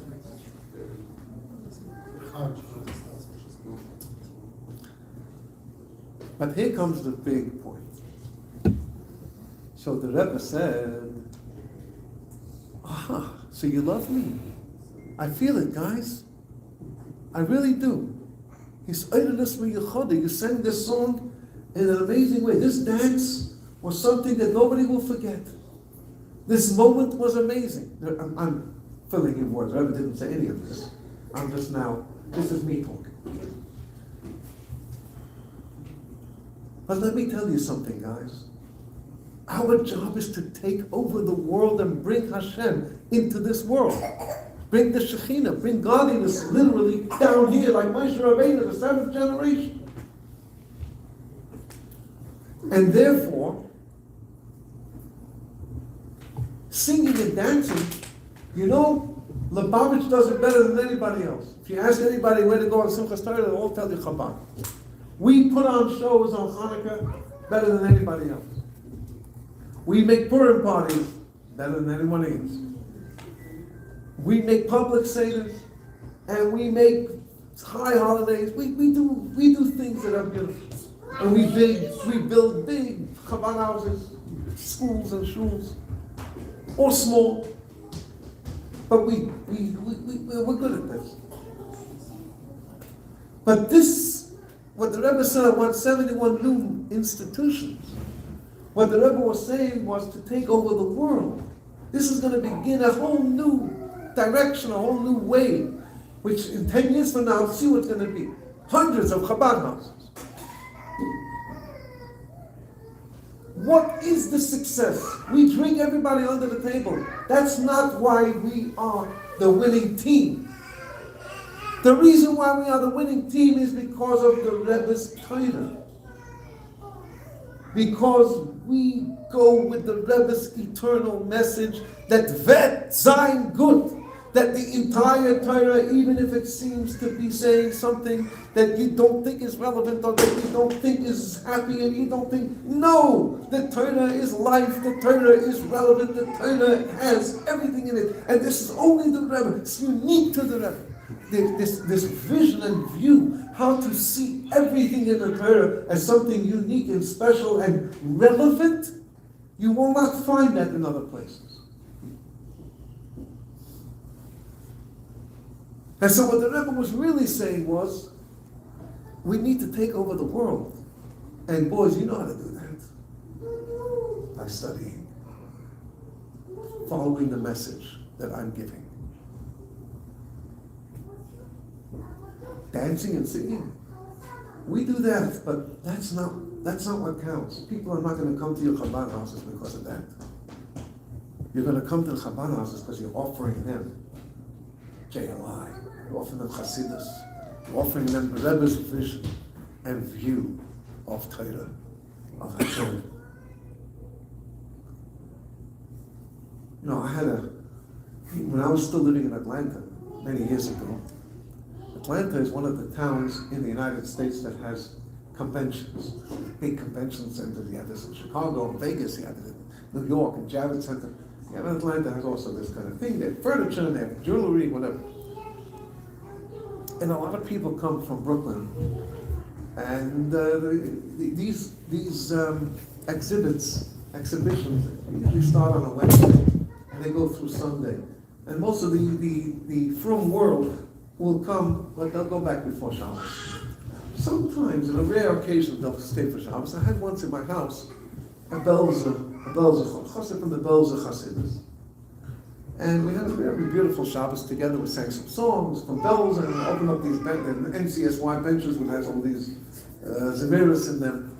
So we can sing some songs from bells. I asked him, I'd like to make him feel at home. I'd like to make him feel happy. Anyway, I was walking to shul with him. From Mincha on Shabbos. And our conversation, I asked him, have you seen the clips? This is going back 20 years ago. YouTube, I don't think, was even around then, but was just starting. And have you seen the clips of the Belzer Rebbe on the internet? He says, internet? I don't have any internet. I said, I have internet. And after Havdalah, we'll see some bells clips.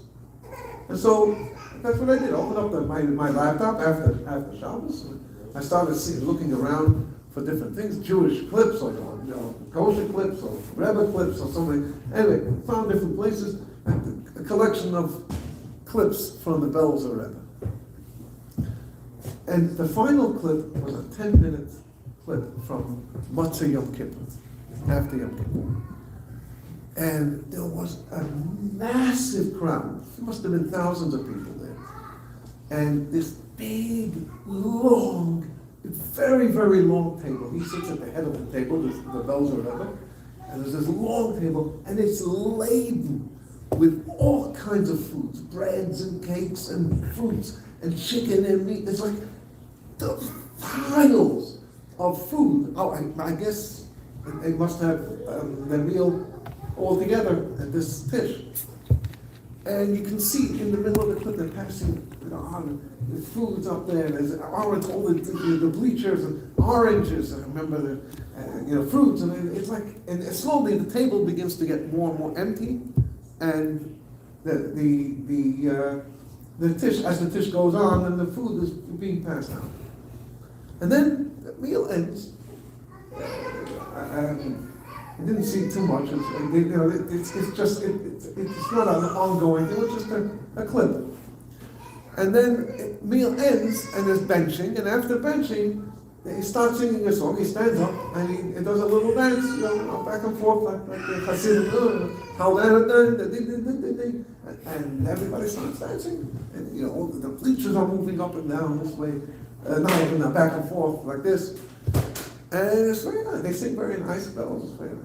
And then, at some point the Rebbe gets a little excited, and everybody goes crazy, and the song gets more and more happy. This guy, he's got a smile on his face from ear to ear. In Russian they say, he's having a grand old time. And I'm feeling very happy about this. I made the Yid happy. And then the clip ends. The song ends, the Belzer Rebbe walks out, and the clip is over. And he turns around to me still with a smile, and he says two words. He opened up his big mouth. He says, "Azam manhigus," which is, oh, such leadership. So I said, well, Smith, what do you mean by this? Such leadership? What are you referring to? He says, look at the crowd here. So I said, if I'm not mistaken, I think the Ger chassidus has a bigger crowd. He says, Ger? Puh! Just like that. Puh! I said, what? He says, the Ger Rebbe doesn't even say any Torah. I said, and in bells? He says, the Belzer Rebbe says a lot of Torah, and he works hard. I said, how do you know he works hard?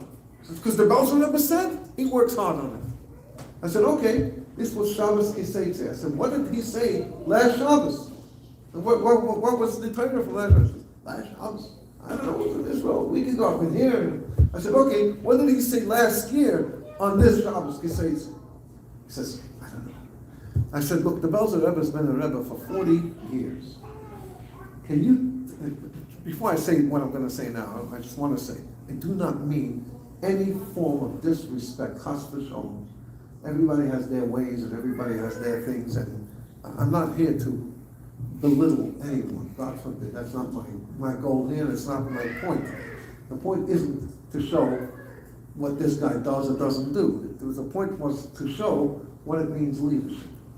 And so I said to him, can you tell me one word of Torah that the Belzer Rebbe said in his all 40 years of, he says, I don't know. So I said to him, what do you mean by leadership?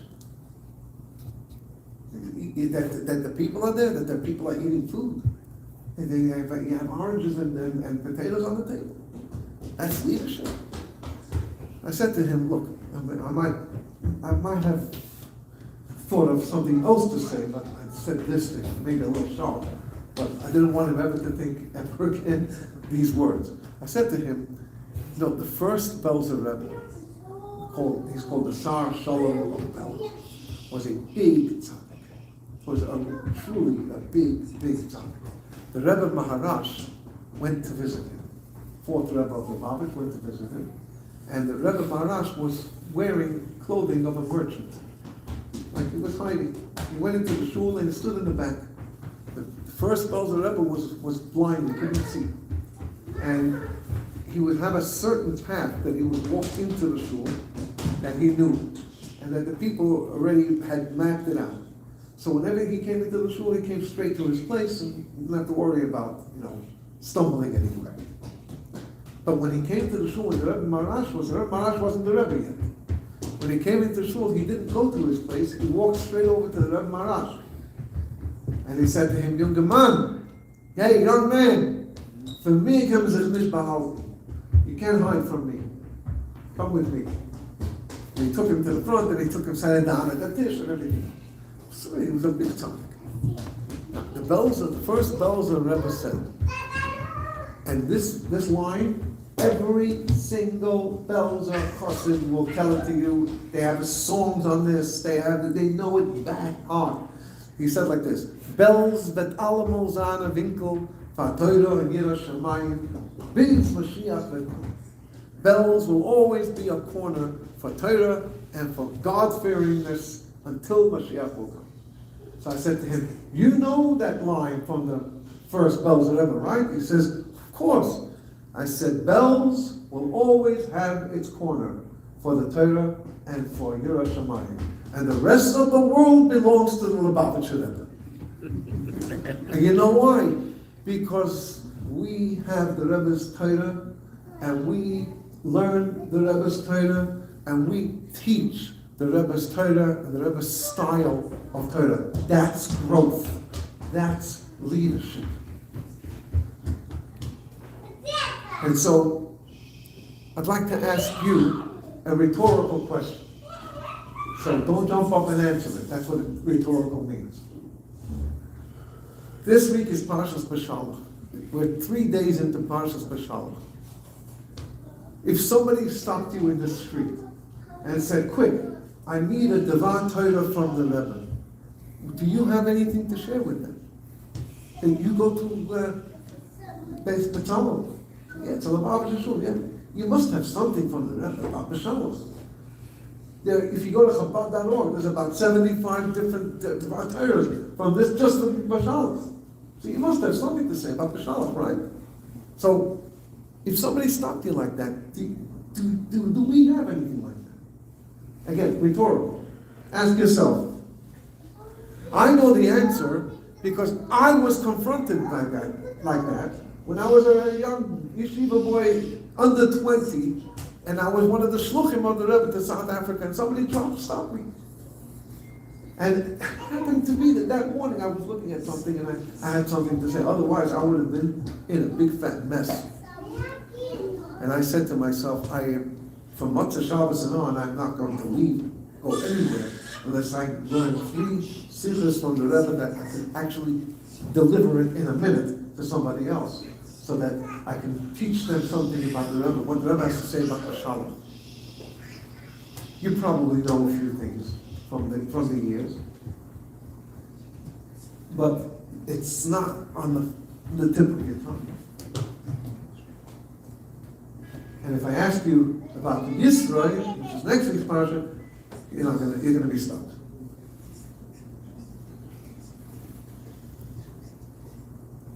Growth, leadership is the third element of the garden. And we have the greatest zechus.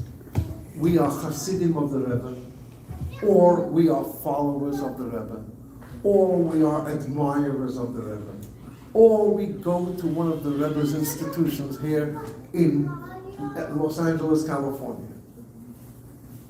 And we have the great privilege of being the winning team, not just because we know how to dance. The Rebbe loved that dance. But then he said, now boys, it's time to get to work. Now it's time to take over the world, and you cannot take over the world if you're not going to come to the world with the Rebbe's way of looking at Torah, looking at Hashem, looking at the Jewish people. You can't do it. It's not doable. You can have your corner, but you can't be the winning team. And so, Yud Shevat teaches us about the garden. And the garden is a place that tastes good, delicious. And that's how the Rebbe showed us how to be there for somebody else.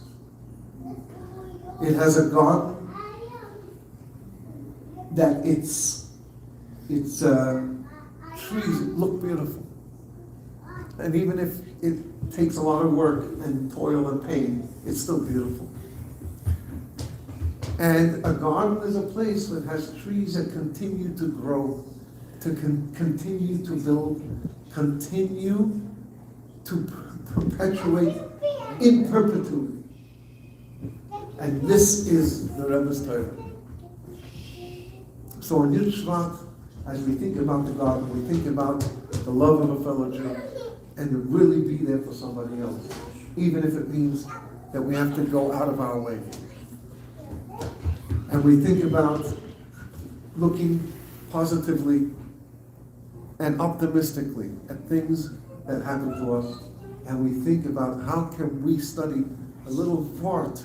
It takes you 5 minutes. Today it's in every language, in every location, everywhere you go. Go home with something beautiful, and go into the street with something beautiful from the Rebbe so you can share it with someone. This is how we make this world into Hashem's garden. Beautifully looking, beautifully tasting, and even beautifully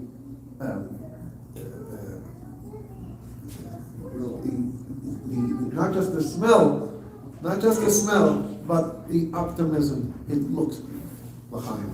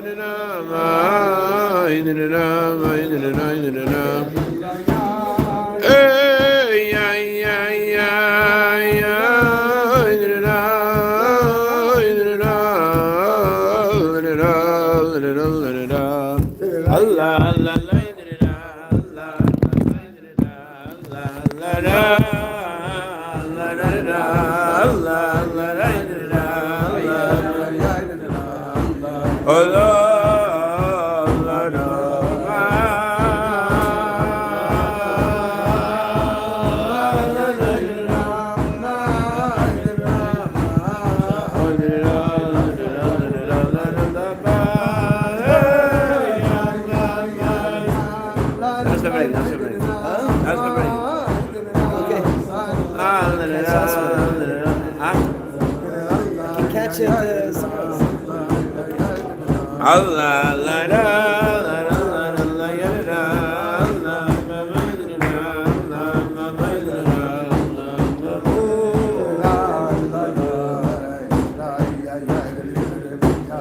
I did it.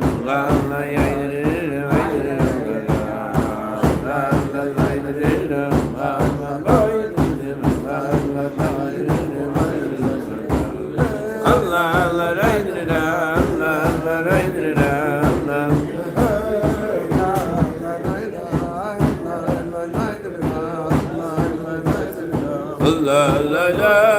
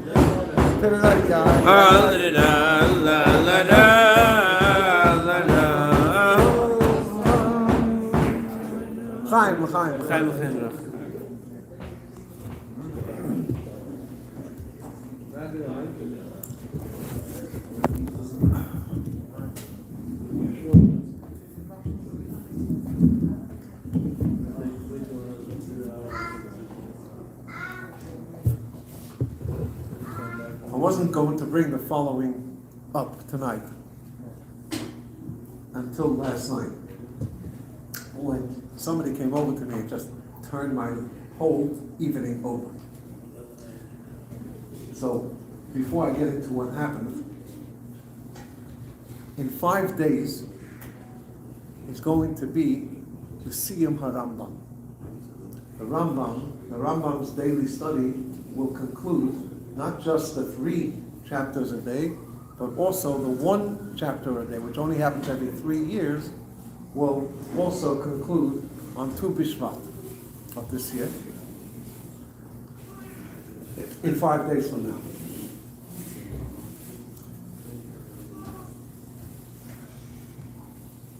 The Rambam is a compilation of every part of the Torah.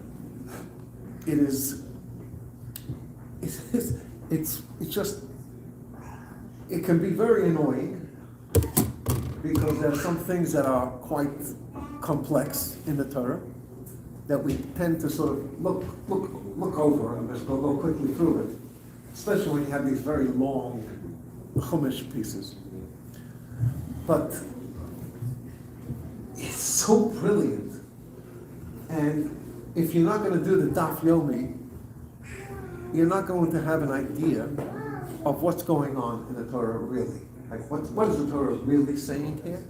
You're not going to be able to understand it unless you study the Rambam. What the Rambam has over the Daf Yomi is that there's things in the Daf Yomi that are not there, that the Rambam collected from all kinds of places, including the Gemara and elsewhere. So it's unique because there's no other book like this that contains every single thing in the Torah. Every aspect of Torah is there, including the rabbinic commandments as well. And it's all organized. Every chapter has a different theme and a different point, a different outlook on what's going on. In 1984, the Rebbe said that he wants everybody to learn 3 chapters of Rambam a day. Those who cannot, don't have the time, so they can do the second best. The Rebbe said the main focus is to do it every year. Second best is to do 1 chapter a day. And for those that law seems to be a little too difficult or it's too complex and gets into all these different pieces and whatever, you can learn just the mitzvah. The Rambam writes a book called Sefer HaMitzvahs, the book of mitzvahs. A lot of women learn the mitzvahs every day. It's just the mitzvah. What is the mitzvah that the 3 chapters are talking about today? And that's how this cycle goes. Started in 1984, on the last day of Pesach at the Farbrengen of Mashiach Suda. The Rebbe spoke about this then. That year, Pesach was on Tuesday and Wednesday. So the last day of Pesach was a Tuesday night. I was already sent by the Rebbe to South Africa as a yeshiva boy, to open up a yeshiva with 10 students. And we heard about this the day after Pesach, but we also heard that the Rebbe came to 770 on the Wednesday morning, the day after, and said that we're not starting it until Sunday. And so we had 3 more days without Rambam, and then on that Sunday, the whole cycle began. The first cycle began. And I said to myself, this is so cool. I had no idea what the Rambam, you know what the Rambam was. You didn't study the whole Rambam. Who studied the entire Rambam? But I said to myself, I was a kid of 1984, just before my 20th birthday. So I said to myself, you know what? This is so cool because we're here at the beginning of something. This is how it begins. And I said to myself, I am going to do these 3 chapters every day without fail. I'm not going to miss a day. Did you do it? What do you mean, did I? It's still, said you were going to do it. Still to today. It's still current. It's still hot. From 1984 to 2026 is 42 years. But in 1984, did you do it? What do you mean? Of course. 1984 is not a question. Did I do it in 1994? Did I do it in 2014? That's the real question. The consistency is what really counts here. And I must say, I've never gone to sleep without completing the 3 chapters of the Rambam every day. Because I don't think it's a wow. I know I'm not saying this because it's a wow. I'm saying this because it's the one thing in the day that the Rebbe wants you to do every day. You know, when the Rebbe came out with putting on tefillin, you can't put tefillin on Jews every day. Shabbos, you can't put on tefillin, you can't do it on Yom Tov, you can't put on tefillin if you're in a place where there's no Jews. Or if you're in a place where everybody has put on tefillin. And so on and so forth. You can't do these other things. And anyway, there's not a specific day. Here it is, every day, this is your mission for the day. You got 24 hours, do it. This is what you can do today for the Rebbe, which he wants you to do today. In addition to all the benefits that the Rebbe himself pointed out, which is when you learn something that everybody else is learning, it's a unity that is not just unifying what we're learning, but what we're learning is Torah, which in and of itself is a unifying factor, because we're all unified in the Torah. There's unity from all sides over here. In addition to that, and in addition, when the Rambam finished in 1985, I said to myself, oh, what an attaboy! Every day, good job, you finished it. All right, time for number 2. When number 2 finished in 1986, I said, oh, what a great guy I am. And when the number 3 finished on Yud Shevat in 1987, I said to myself, I'm one of the best people in this world until I grew up. Why was that so funny? I thought I am one of the best people. Never. I always thought it, now I knew it. But then I grew up a little bit, so I'm not thinking that anymore. I grew up a little and I said to myself, you idiot. The Rebbe has given you the greatest privilege. It's not that you did something, thank you, the Rebbe needs to give you a pat in the back. You need to give the Rebbe, he gave you the opportunity to literally get the knowledge of the whole Torah over and over again. You know, I've learned it now 46 times, 45 times, and I'm always finding new things. Because it's inevitable, you know, you're not running through it like, you know, it's just so phenomenal, you know, it's really something unique, not for me. And it's one time of the day, one few minutes of the day that I'm saying, now I am connecting to what the Rebbe wants from me, literally today. Every day that opportunity. That's how I look at it, and therefore, how could you go to sleep? Like, how could you go into bed and go to sleep? I can't say I haven't fallen asleep, maybe on the table, on the couch, but not in bed. I haven't put myself to bed before finishing whatever the 3 chapters or the 1 chapter that's left or whatever it is. I usually do it now, first thing in the morning. I get up, I say the brachos, I say the Shema, I say all the way up to putting on the tefillin, and then I sit down and open up my Rambam, and I do the Rambam. And in the morning you can do it a little bit better. Huh? You do Gimel Prokim before Shabbos. Totally. Best thing you can do. You leave it for later, later is later, and later is late, and then later is even later than late, and it's got later and later, and then it's 2 o'clock in the morning. What do you expect? And so first of all, you're not going to learn it. There's no chance. And when you're davening, you're also contemplating and digesting. It's not the only thing I learned before davening. No, I'm The saying Rambam is the besides first chassidus, thing. the whole Then I learn a sikha, then I learn my before So davening. you're digesting it while davening. But the so Rambam you is the understand first better. of the first. It's the first thing I do. There's So then, 14 years ago, Rabbi Lou, you were here. You spoke about your trip to Australia. 14? You were here 14 years ago. Okay, Shevat. I don't think you were discussing. It was downstairs. Yeah.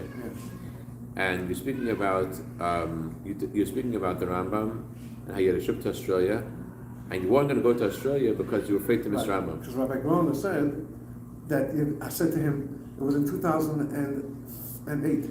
I said, I've never missed Rambam any day since it started. And he just says to me, Yitzchak Grona, he says, well, you're going to miss it now. I said, in that case, I'm not going. I won't go to my brother's wedding in Australia. I'm not missing Rambam. That's what I said 14 years ago. And then he discovered that on the flight there's like 10 minutes of the day that he could say Rama. As he got on the flight, and the stewardess, he asked the stewardess, I needed to figure out exactly what the 10 minutes is, what it's going to be the other day, because she said, I know because of Ma'ariv. He says, not Ma'ariv. No, I said, are you Jewish? She says, no. I said, how do you know about Ma'ariv? So she says, you think you're the only Jew that wants to pray on this plane? And I remember there was like 4 Sephardic boys by the Farbrengen, and he says, not Ma'ariv, Rambam. And the 4 Sephardic boys all are like this. Wow.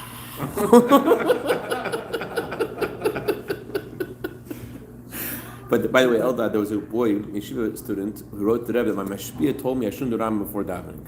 Before davening? I shouldn't do it. He wrote to the Rebbe. Should not do it? Should not do it before davening. Never wrote, but he said, I was doing this till now, is this the wrong thing? And the Rebbe said, continue doing what you're doing. Rebbe over... Before davening? Yeah, against what his Before mashpia says. chassidus? I didn't say before chassidus, I said before davening. You could do it before davening. So that was 14 years ago. But now, it's a completely different story because of the following. And I'm going to say 2 things. Second thing is what happened last night. But the first comes first. The Rebbe spoke in 1980, the end of 85, 5786.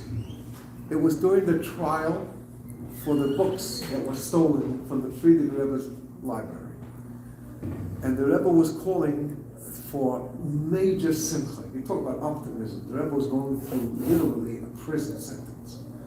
I mean, he was the oil every day, 6 days a week, standing on his feet, didn't eat the entire day, 4 weeks on end. This was, anyway, this was a month ago. It's Hey Davis, we talk about it then. Bring me back to Hey Davis, I'll tell you the whole story then. But the bottom line is that the Rebbe made this big thing during Hanukkah especially. So on Shabbos, there was the regular Farbrengen, and the Rebbe said, since I am the one who was calling for these Mesibais Shel Simcha, these parties of joy, so tonight is going to be another Farbrengen, once a Shabbos. Unusual night, but in the usual place and at the usual time. 9:30 tonight is going to be a Farbrengen. And then the Rebbe went to the oil the next day, as he did every day. Came back from the oil that Sunday, and he said, tonight there's going to be another Farbrengen. What, this was in 1980, the end of 85. Hanukkah doesn't remember. So Hanukkah ended on Sunday. Last day of Hanukkah was that Sunday. So Sunday night was Motzei Hanukkah. end of Member. The beginning of Member. End of 85. December of 1985. And that Farbrengen, those 3 Farbrengens were out of heaven, which again, that's connected to Hey Tavis. But at the last Farbrengen on Sunday night, in the last Sikha, the Rebbe made a siyum on the Rambam. Even though it was nowhere near the end of the Rambam. The Rebbe made a siyum on the Rambam. And the Rebbe said the following words. The Rambam has 14 books, we all know. 14 books on different subjects of how to bring all the mitzvahs together. They're different subjects. Knowledge, love, time, women, holiness, expression, seeds of agriculture, and service and sacrifices and purity and damages and acquisition, judgments and judges. Those are the 14 books. But, Good recollection of all the books. Good translation of all 14 books. Yad Chazak. 41 years. however, each book contains different halachas, they call them, and a total of 83 of the halachas. So we're now in the final book, the 14th book. We're going to finish it in 5 days. And so we're learning today the laws of Eivel, laws of mourning. And on Thursday we're going to start Hilchos Malachim, the laws of kings. And that will take 4 days, 12 chapters, and we'll be done with the Rambam for this cycle. So there are 83. So the Rebbe said that this Farbrengen, that the number 83 is the same gematria as the word machla. Machla means disease, means sickness. And the Rebbe said that the 83 halachas of the Rambam are the best way to combat any kind of disease. No machla. The Rebbe said it's the best way to combat any disease. any machla, because it's The best way. Yeah, because in this week's Pasha, tomorrow's Chitas, it says that the Eibishter says, Kol ha-machla shesamti b'Mitzrayim lo yosim alecha. The machla, the disease that I put onto Egypt, I won't put in place upon you. That means that the machla, you don't fight the disease, you prevent it from happening. And the Rambam is that way of doing it. Wait, 83 what? Which one is it? The Rambam, the halachas in the Rambam. All The subjects in the Rambam. The entire 14 books is 83 subjects. 83 total subjects. Yes, In how many books? 14. 14 books, but it's 83 total subjects within the 83 books. 83 subjects and 14 books. They're divided into 14 books, but Yes. 83 subjects. Yep. So these are, so this is all 83 subjects, so it's not 83 mitzvahs, it's like 83. Yeah, they're called halachas, but they're not 83 mitzvahs. There's 613 mitzvahs plus 7 mitzvahs of the Rabbanan, and he has them all in these 83 subjects in the 14 books. So the subject that we're learning today is the laws of mourning. Hilchos Eivel. Before that was the laws of Mamre, rebel. And the ones before that was the laws of ages, of witnesses. And before that was the laws of Sanhedrin, the high courts. Is it true the only torah we can learn when we're in mourning are the laws of mourning? And other things, that's true. Anyway, back to this. So, this is what the Rebbe said in 1985.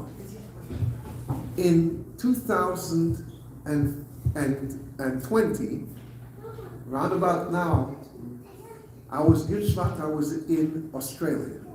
I actually was in Australia 6 years ago, 2020. I went to Melbourne. In 10 minutes, you could do the whole Rambam on the plane? No, it wasn't 10 minutes. Oh, sorry. What I worked out was that when do I do Rambam? In the morning. What if I can't do it in the morning? I do it in the afternoon. What if I can't do it in the afternoon? Do it at night. If I can't do it at night, do it very late at night. So when you go on the plane, let's say you get on the flight, it's Wednesday. Yeah, Wednesday night, LA, at 11 o'clock at night, the flight takes off. It's now Wednesday night. In about 7-8 hours, you're going to go over the international date line, and it's going to become Thursday night. So I'm going to do the Rambam on Thursday night. So that's why I asked the flight attendant, I said, can you tell me when we're going to cross over the date line? So that's what she said, why, you need to daven Myra? She was used to you guys, right? I said, are you Jewish? She says, no. But she says, if you think you're the only ones that are going to ask me that question, everybody wants to daven Myra on this flight. She probably tells you Rambam stories to every other Jew. What, you don't want to do Rambam?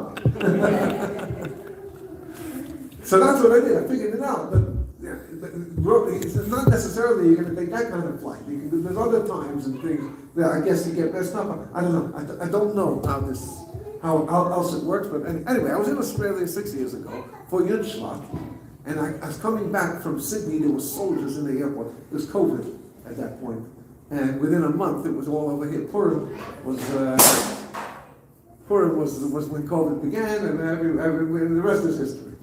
And like everybody else, I didn't take COVID that seriously. I was still going to do my duties at the airport, and I was just waiting for it to finish and let it be open. In Georgia, they opened up. There was the first state to open up, like in May already. It was okay, go ahead. But I couldn't because the people were all saying the science is. You remember that's nonsense that went on. Anyway, It didn't affect me until a year later. It's a whole story in and of itself, what happened with me. Bottom line is, I got sick from COVID. I got COVID when my daughter had come home, and she went back and she was tested positive, and 3 days later, I was positive. On Friday, the next Thursday was the fast of Esther. Purim was on Friday that year, 2021. And I was taken to the hospital on the fast of Esther in the afternoon in a coma. No, man. Semi-comatose. Not quite completely in a coma, but comatose. And down I went. I went in, they took me immediately to the emergency room. To the ICU. And they hooked me up with all kinds of things. They put on my head like this big helmet with a big thing like in my face of oxygen. I was losing oxygen like by the hour, and I don't remember a lot of this. I just remember. I don't remember being wheeled into the ICU. I remember going to the emergency room, and within 5 minutes, you better get now. It turned into a massive health scare. Basically, I am an absolute walking miracle now. I should have been. I was basically gone. Thank God. I was in a hospital twice in that 3-week period. And if you're wondering why I lost all this weight, it was all then. The miracle is I kept it off. And then it was Purim in the morning. There was no Megillah for me. There was nothing. I wasn't even conscious anyway. And I was out the whole night. The next morning they removed this